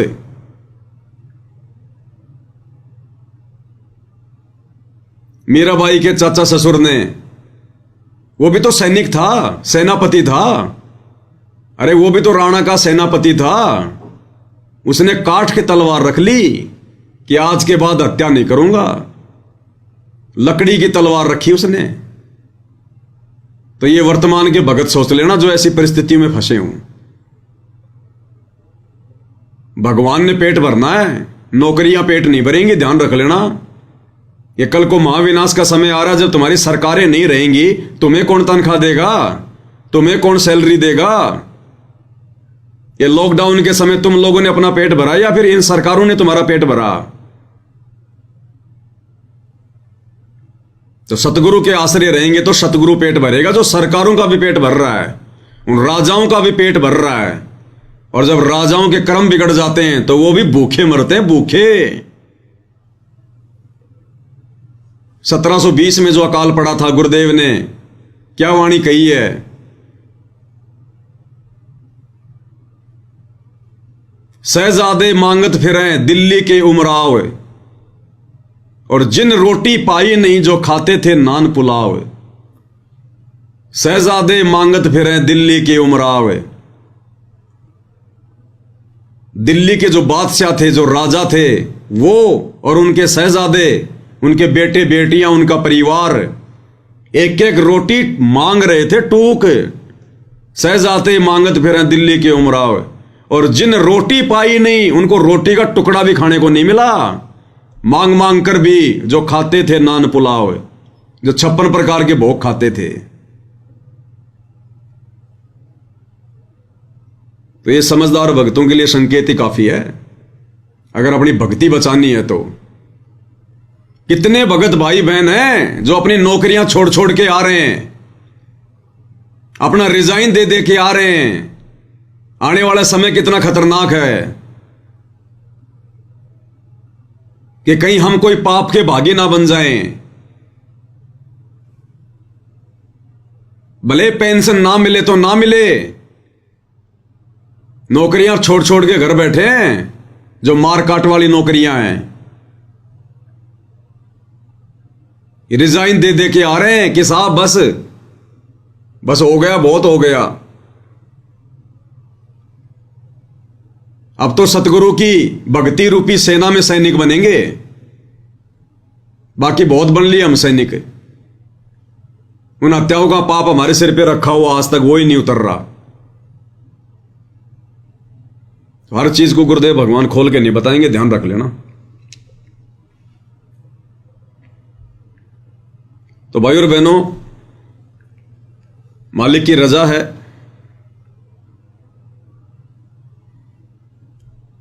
जो हमें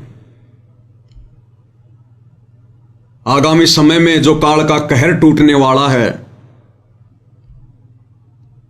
उस समय हमें अपनी भक्ति बचाने वाली बातों से परमात्मा परिचित करवा रहे हैं, हमें पहले से आगाह करवा रहे हैं गुरुदेव भगवान कि अपने टारगेट को मत भूलना। हमारा टारगेट है मोक्ष प्राप्त करना, हमारा मिशन है मुक्ति प्राप्त करना। और जिस परमात्मा को पाने के लिए, जिसकी मर्यादाओं को निभाने के लिए राजाओं ने राज्य त्याग दिए, फिर आप और हम हैं क्या? तो अब की बार ये गलतियां नहीं चलेंगी बिल्कुल भी, बिल्कुल भी। ये सबसे बड़ा उदाहरण है। हनुमान जी भी एक सैनिक थे, जैसे आज तुम सैनिक हो, संत रामपाल जी के भगत होकर। और मारोगे तो किसको मारोगे? निर्दोष को। ना तो भारत का प्रधानमंत्री जाएगा लेके बंदूक, ना पाकिस्तान का प्रधानमंत्री आएगा लेके बंदूक। उधर भी सैनिक निर्दोष, इधर भी सैनिक निर्दोष। और गुरुदेव भगवान क्या कहते हैं? जान बूझ सांची तजे और करे झूठ से ने, ताकि संगत है प्रभु शौपन में भी ना दे। इच्छा कर मारे नहीं, बिन इच्छा मर जाए, कहे कबीर उस भगत को पाप नहीं लगाए। आप तो जानबूझ के मारोगे, सब कुछ पता होते हुए, तत्व ज्ञान मालूम होते हुए। तो आगामी समय में भाई अपना बचाव कर लेना, जैसा भी यह संकेत परमात्मा ने करवा दिया है। 2 रोटी भगवान देगा, ध्यान रख लेना। अगर भजन करोगे तो भोजन परमात्मा देगा। सारे भाई बहन कोई हाथ में बंदूक लेके नहीं कमा रहे, दुनिया भर के काम धंधे दे रखे भगवान ने। भक्ति करने वालों के लिए परमात्मा 1000 रास्ते खोल देता है। तो समझदार को संकेत ही काफी है। शायद आज परमात्मा ने इसी भेद को खुलवाना था।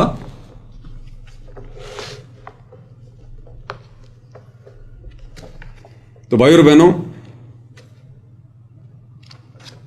अंत में हम गुरुदेव भगवान की महिमा करेंगे एक छोटे से शब्द के साथ में। ये काल, ये माया हमें भक्ति नहीं करने देंगे। ये तो हर प्रकार से भगत को फंसा के रखेंगे, फंसा के। अरे इसीलिए तो गुरुदेव भगवान नौकरी वगैरह लगने का आशीर्वाद नहीं देते कि मेरे से यहां कोई मंत्री बनने का, कोई नौकरी प्राप्त करने का आशीर्वाद लेने मत आना। भगवान ने तो खुद अपनी नौकरी छोड़ के दिखाई। यहां तो टारगेट मोक्ष प्राप्ति का लेकर आओ, मोक्ष का। तो ये काल और दुर्गा, ये भाई और बहनों भक्ति नहीं करने देंगे, ध्यान रख लेना। शब्द नंबर 58 है, पेज नंबर 151।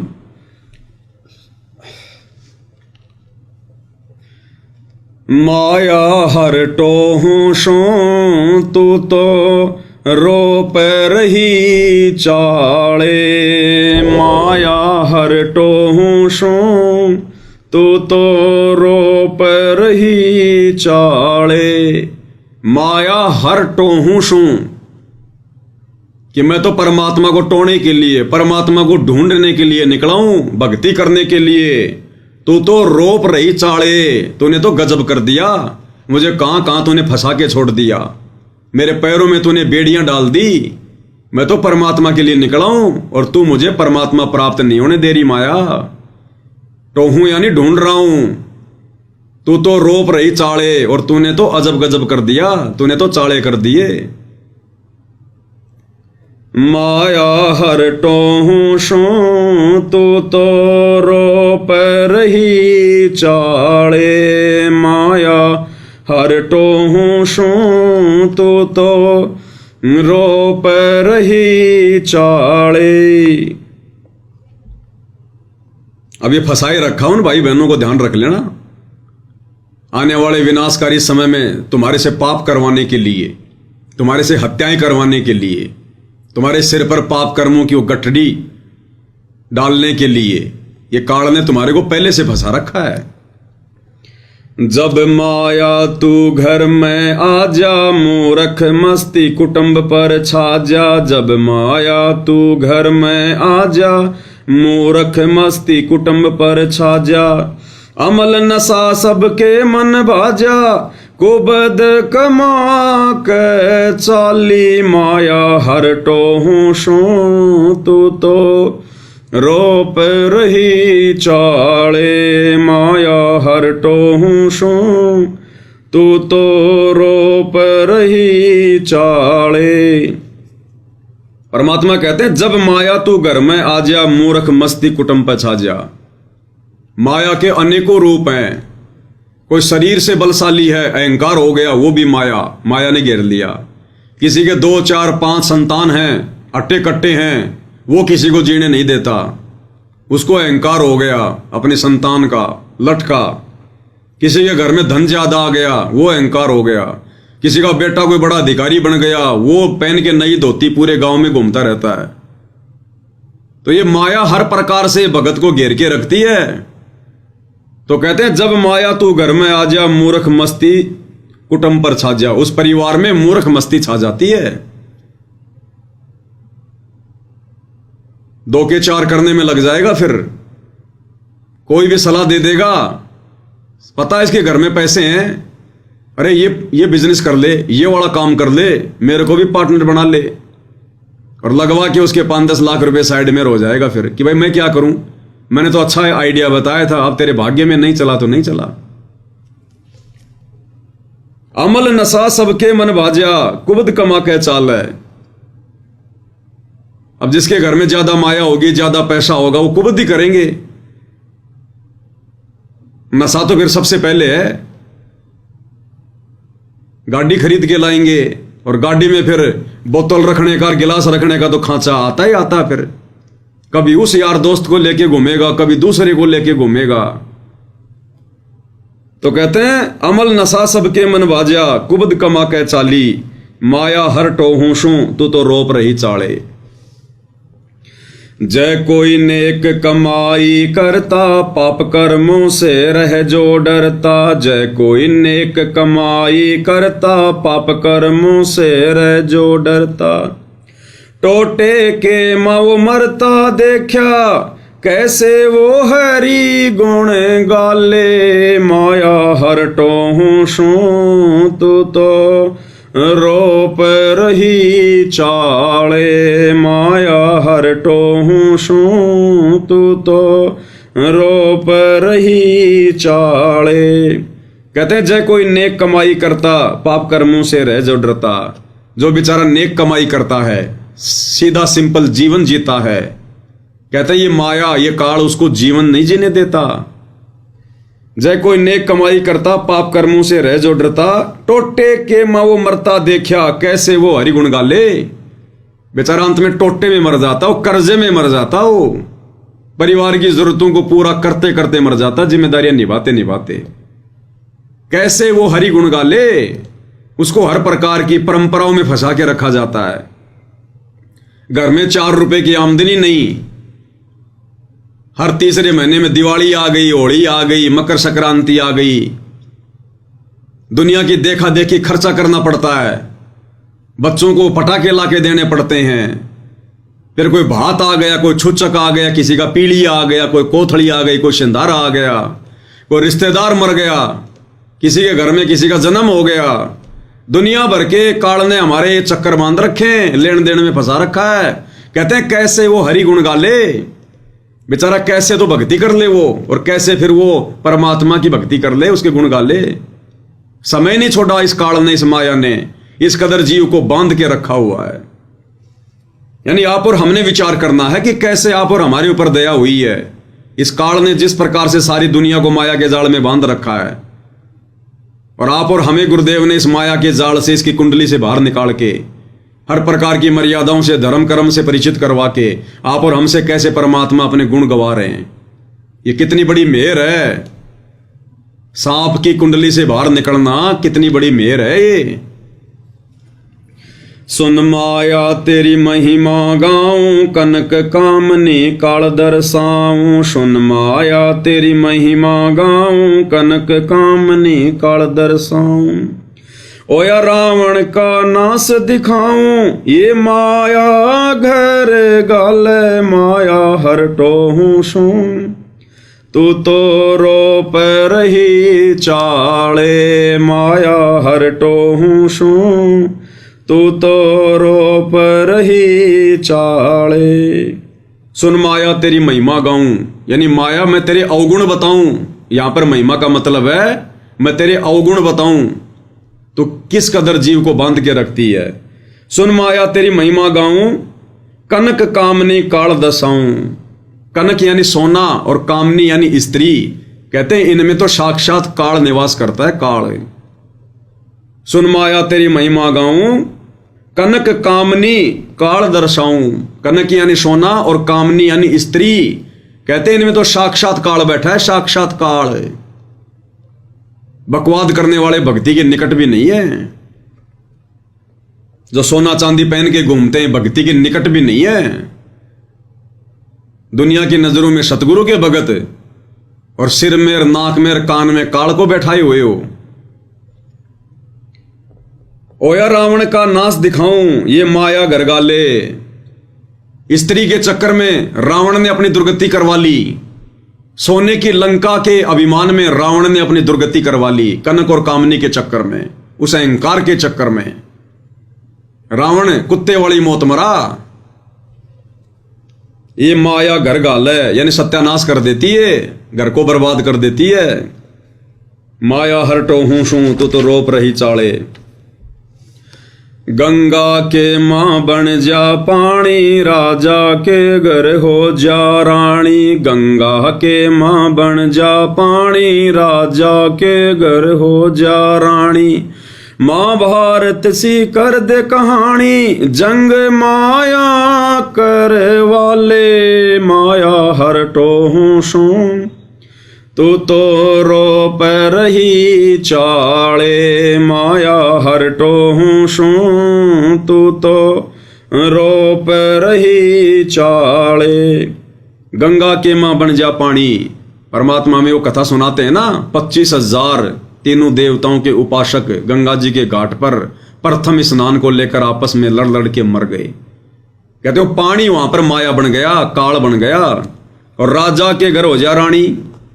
राजा के घर हो जा रानी यानी जो ये द्रौपदी थी, ये रानी थी। युधिष्ठिर राजा था, और उस रानी के कारण, उसके कुबोल वचन के कारण महाभारत जैसी कहानी हो गई। 18 करोड़ लोग मारे गए। यानी वो द्रौपदी मुख्य सूत्रधार थी महाभारत की।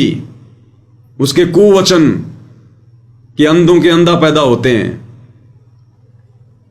राजा के घर हो जा रानी, महाभारत सी कर दे कहानी। जंग माया करवा ले, और महाभारत की जंग करवा दी। माया हर टोहूं सूं, तू तो रोप रही चाले। अब बताओ, वो जितने भी सैनिक थे वो बेचारे बेवजह मरे ना, वो बिरानी आग में जल के मरे। अरे महाभारत का युद्ध कोई धर्म युद्ध थोड़ी था, कोई देश की सीमाओं का युद्ध थोड़ी था। आपस में कौरव पांडव भाइयों का भाई बंटवारा था,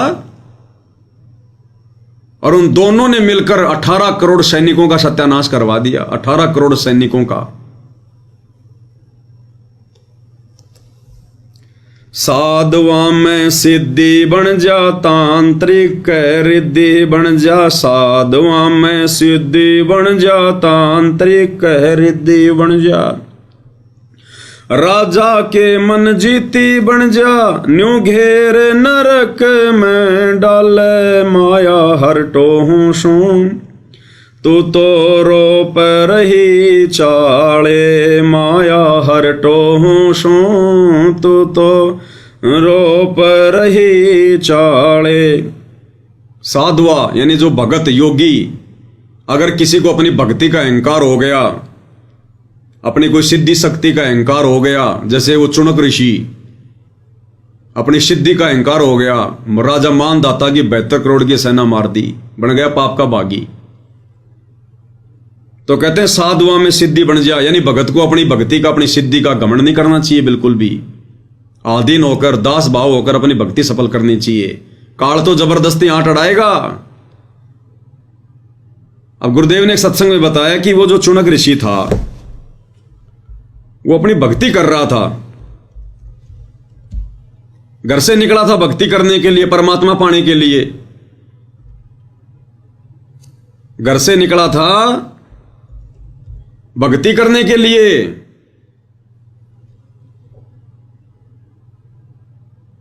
ओम नाम का जाप करके, तपस्या करके सिद्धि आ गई। अब काल भक्ति सफल नहीं होने देता, अपने साधकों की भी सफल नहीं होने देता, कहीं इनकी महिमा ना हो जाए। और जब मानदाता राजा के सैनिक जा रहे थे घोड़ा लेकर, वापस घूम के आ गए, पूरी पृथ्वी पर किसी ने घोड़ा नहीं पकड़ा, क्योंकि घोड़े के गले में जो चिट्ठी थी उसमें लिखा था कि राजा की 72 करोड़ सेना है। तो किसी ने हिम्मत नहीं करी। वापस आ रहे थे चुनक ऋषि की झोपड़ी से, पास से। तो चुनक ऋषि ने बोला, भाई घोड़े वालों, तुम कहां जाके आए हो? तुम गए थे तब भी घोड़ा खाली था, कोई नहीं बैठा था। आए हो तब भी घोड़े पे कोई नहीं बैठा, क्या चक्कर है? बोला जी, राजा मानदाता का घोड़ा है, और राजा मानदाता ने पूरी पृथ्वी पर यह ऐलान किया है कि अगर कोई मेरी खिलाफत करता है तो इस घोड़े को पकड़ ले, और मेरे साथ युद्ध करना पड़ेगा। मेरे पास 72 करोड़ सेना है। तो किसी ने हिम्मत नहीं करी। उसी समय काल ने प्रेरणा कर दी चुनक ऋषि में कि राजा को तो अहंकार हो गया, इसका अहंकार तोड़ना चाहिए। जबकि उस मूर्ख को क्या लेना देना था? घर से निकला था भगत बन के भक्ति करने के लिए, और गुरुदेव ने बताया कि राजा अपना काम करेंगे, भगत ने अपना काम करना है।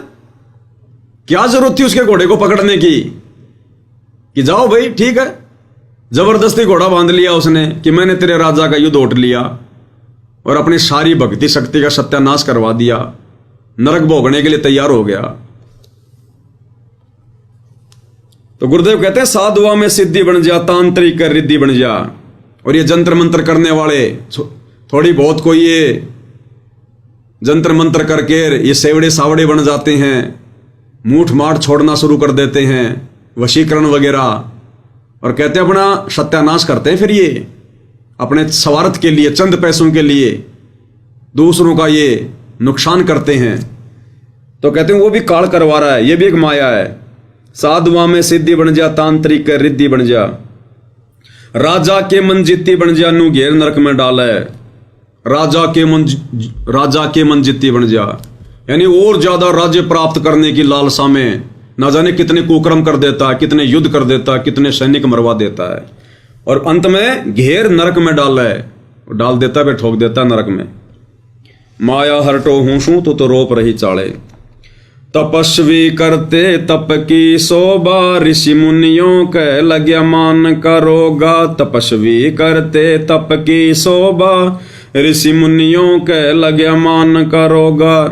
योगी रहाना किते जोगा, लाए ब्रह्म रंदर के ताले। माया हरटो हूसू तो रोप रही चाले। माया हरटो हूसू तो रोप रही चाले। तपस्वी करते तप की शोभा, तपस्वी को अपने तप का अहंकार हो जाता है। ऋषि मुनियों के लग मान का रोगा, यानी त्रेता द्वापर सतयुग तक ऋषियों को, जैसे वर्तमान में हम कहते हैं भगत संत, उस समय उनको ऋषि कहा जाता था। तो कहते हैं भक्तों को भी अपनी भक्ति का अभिमान हो जाता है, मान बड़ाई का रोग लग जाता है। और योगी रहना कितने जोगा, योगी जो काल उपासक हैं, काल ने सबको शास्त्र विरुद्ध साधना पर लगा रखा है, अंत में वो डले ढोके जाता है, कहीं के जोगा नहीं रहता, यानी किसी भी लायक नहीं रहता अंत में। योगी रहना कितने जोगा, वो तपस्वी जो बेचारे तप करते रहते हैं, सोचते हैं कि हम भगवान को पाएंगे। ऋषि मुनि गढ़ छोड़ छोड़ के जंगलों में साधना करते हैं, सोचते हैं कि हम भगवान को पाएंगे। योगी अपना योग करते रहते हैं, लेकिन साधना उल्टी शास्त्र विरुद्ध, काल उनको भ्रमित रखता है। और अंत में योगी रहना कितने जोगा, यानी कहीं का भी नहीं रहा, ना घर का ना घाट का। लाए ब्रह्मरंध्र के ताले, उनका 10वां द्वार भी नहीं खुलने देता ये काल। माया हरटो हूं शू तो रोप रही चाले। सत्य पुरुष का नाम मिटाया, काल निरंजन राम बताया। सत्य पुरुष का नाम मिटाया, काल निरंजन राम बताया। ब्रह्मा विष्णु महेश उड़ जाया, बंदी छोड़ छुटा ले माया। हरटो हूं शू तो रोप रही चाले, माया हरटो हूं शू तो रोप रही चाले। कहते हैं इस काल ने कोई कैसे भक्ति कर ले, सत्य पुरुष का तो नामो निशान मिटा दिया। वेदों में से वो मूल ज्ञान निकाल दिया जिसमें पूर्ण परमात्मा और सतलोक की जानकारी थी, और खुद ही भगवान बन बैठा। भला मान चाहे बुरा मान, एक ओछी चाली चाल तने। सत्य पुरुष बुला दिया, आप जना लिया, कुछ ना सोची काल तने। तो परमात्मा कहते हैं सत्य पुरुष का तो नाम मिटाया और काल निरंजन राम बताया, और खुद को ही ज्योति निरंजन भगवान, अलख निरंजन भगवान, अपने आप को इसने भगवान बता दिया यहां पर। और बाकी ये जो इनके पुत्र हैं ब्रह्मा विष्णु महेश, इनको भेजता रहता है यहां पर भगवान, जो है बना बना के इनको अवतार रूप में भेज देता है। बाकी दुनिया इनके पीछे लगी रहती है, इनको भगवान मान के पूछती रहती है। बताओ फिर कोई कैसे उस परमात्मा तक पहुंच जाए। पहली बात तो इसने भगवान का नामो निशान मिटा दिया शास्त्रों में से, मूल ज्ञान इसने समाप्त कर दिया सूक्ष्म वेद वाला। फिर खुद को संसार में इसने भगवान साबित कर दिया कि ओम नाम सबसे बड़ा, इससे न बड़ा कोई, जो इसका सुमरण करे तो शुद्ध आत्मा होए। परमात्मा कहते हैं इस अकेले ओम नाम के जाप से किसी की शुद्ध आत्मा हो तो भी वो गंदी हो जाए। और ब्रह्मा विष्णु महेश उड़ जाया, बंदी छोड़ छुटा ले। और बाकी बची कुची कसर फिर ये ब्रह्मा विष्णु महेश को भेजता रहता है। यहां पर श्री रामचंद्र जी को भेज दिया, विष्णु अवतार को, उसको राम घोषित कर दिया, पूरी दुनिया लग गई यही राम है। द्वापर में श्री कृष्ण भेज दिया। तो कहते हैं ऐसे ये फंसा के रखते ही माया हर टो हूं शू तो रोप रही चाले। अब बताओ कोई कैसे भगवान को टोल ले, ढूंढ ले, कोई कैसे भक्ति कर ले। हर प्रकार से इसने जाल फैला रखा है। कहते हैं बंदी छोड़ छुटा ले, हे कबीर भगवान, हे गुरुदेव भगवान, हे परमात्मा, आप ही छुटा सकते हो हमारे को, जीव की बस की बात नहीं है, औकात नहीं है। तो आप और हमें आज उस बंदी छोड़ ने छुटा रखा है, नहीं तो पूरी दुनिया फंसी पड़ी है, राजा से लेकर रंक, पूरी दुनिया इसके जाल में फंसी पड़ी है। राम नाम निकट भी नहीं है उनके। मंदिरों में चले जाएंगे, मस्जिदों में चले जाएंगे, जब आएगा समय चुनाव का मुसलमानों के टोपी पहन लेंगे, हिंदुओं का जो है भगवा पहन लेंगे, कोई दीन धर्म नहीं इनका, और बाकी समय आपस में हिंदू मुसलमानों को लड़ाओ। तो परमात्मा कहते हैं सारा बखेड़ा काल का है। तो आप और हम भाई बहनों ने विचार करना चाहिए कि आप और हमारे ऊपर कैसे भगवान की रजा हुई बंदी छोड़ की, सतगुरु रामपाल जी की। इस भयंकर काल के जाल से, माया के जाल से गुरु जी ने आप और हमें कैसे बाहर निकाला। कहते हैं ये कार्य वो बंदी छोड़ ही कर सकता है, बंदी छोड़ छुटा ले। तो आज स्वयं वो बंदी छोड़ सारी सृष्टि का मालिक कबीर देव सतगुरु रामपाल जी धरती पर प्रकट है, और उनकी विशेष रजा से, उनकी मेहर से आप और हम भगत भाई बहन इस काल के जाल से बाहर हैं, इन बंधनों से दूर हैं। आज हमारी बुद्धि, हमारी सुरती काम कर रही है, नहीं तो पूरी दुनिया उलझी पड़ी है। सुबह घर से निकलते हैं, सारा दिन कोई झूठ बोलता है, कोई ठगी करता है, कोई पता नहीं कितना बैल और गधे की तरह मेहनत करता है। उन जिम्मेदारियों को पूरा करते करते मर जाते हैं। जिम्मेदारियां पूरी नहीं होती, भक्ति गई बाढ़ में। और थोड़ा बहुत समय मिला तो काल फिर मंदिर में, मस्जिद में, नकली संत गांव गांव में बैठा रखे हैं, तीर्थों पे, बर्तों पे, कावड़ में, इनमें उलझा के रखा हुआ है। तो इस भयंकर चक्रव्यूह से कैसे गुरुदेव भगवान ने आप और हमें बचाया, अपनी शरण में लिया, हमारी सुरती को ठिकाने लगाया, अनमोल भक्ति दी। तो इसके लिए हम भगवान का जितना धन्यवाद करें, जितना पूज्य गुरुदेव भगवान का धन्यवाद करें, उनकी महिमा करें भाई और बहनों, उतना थोड़ा है। इसलिए हमें बार बार ये मौका नहीं मिलेगा। ये असंख्य जन्मों के बाद में बिल्ली के भाग का छिक्का टूटता है। इसलिए परमात्मा कहते हैं, समझा है तो सिर धर पांव, बहुर नहीं ऐसा दाव। अगर तेरे समझ में आ गई है तो अब देरी मत कर, लेट मत कर, कुर्बान हो जा अपने गुरु जी की भक्ति पर और मर्यादाओं पर। संसार की तरफ देखना छोड़ दे। तो भाई और बहनों, हर प्रकार से गुरुदेव भगवान ने हमें सत्संगों के माध्यम से निर्देशित किया हुआ है, हमारा मार्गदर्शन किया हुआ है। हमारी बुद्धि गुरुदेव भगवान के उन सत्संगों में छुपे हुए संकेतों पर नहीं जा पा रही थी। इसलिए गुरुदेव भगवान ने फिर ये सत्संगतियां शुरू करवाई है, ताकि हम भगत भाई बहन फिर से रिवीजन करें उस कोर्स का, जो कोर्स गुरुदेव पूरा देकर हिसार जेल में जाकर बैठ गए हैं, कुछ अपने मिशन को आगे और गति देने के लिए। सतगुरु के बहुत सारे जो है वो प्रयोजन होते हैं। संसार कुछ भी कहे, संसार किस भी दृष्टि से देखे, वो संसार की अपनी दृष्टि है, आदि अधूरी उनकी दृष्टि है। हमने इस तत्व ज्ञान की दृष्टि से अपने भगवान को देखना है। तो परमेश्वर अपने मिशन को जो है वो गति देने के लिए और गुरु रूप में आए हुए परमेश्वर ने अपनी पहचान करवाने के लिए परमेश्वर ने ये लीला की है। इस बरवाला कांड के माध्यम से काल प्रेरित आत्माओं ने गुरु को मानुष मानकर अपनी मनमानियां करके अपने कर्म फोड़ लिए। और परमेश्वर भी यही देखना चाहता था कि इस घटना के माध्यम से मैं भी अपने हंसों की परीक्षा कर लूंगा, मेरे भक्तों की छटनी कर लूंगा। गरीब कच्चा हीरा किरच हो नहीं सहे घनमार, ऐसा ये मन हो रहा लेखा लेकर तार। तो ये सतगुरु रामपाल जी भगवान ये करतार लेखा ले रहा है। ये हमारी परीक्षा का समय है, भक्तों की छटनी का समय है। इस समय की गई गलती हमें असंख्य जन्म पीछे धकेल देगी, असंख्य जन्म पीछे। तो अब ये भाई बहनों के ऊपर है, उनके बुद्धि विवेक के ऊपर, उनके संस्कार के ऊपर है भाई और बहनों। तो गुरुदेव भगवान के आशीर्वाद से आज की सत्संगति में केवल इतना ही। फिर परमेश्वर मौका देंगे, फिर हाजिर होंगे। तब तक गुरुदेव भगवान हम सबको आज्ञा दें, आशीर्वाद दें, सद्बुद्धि दें। बंदी छोड़ सतगुरु रामपाल जी परमेश्वर जी की जय हो।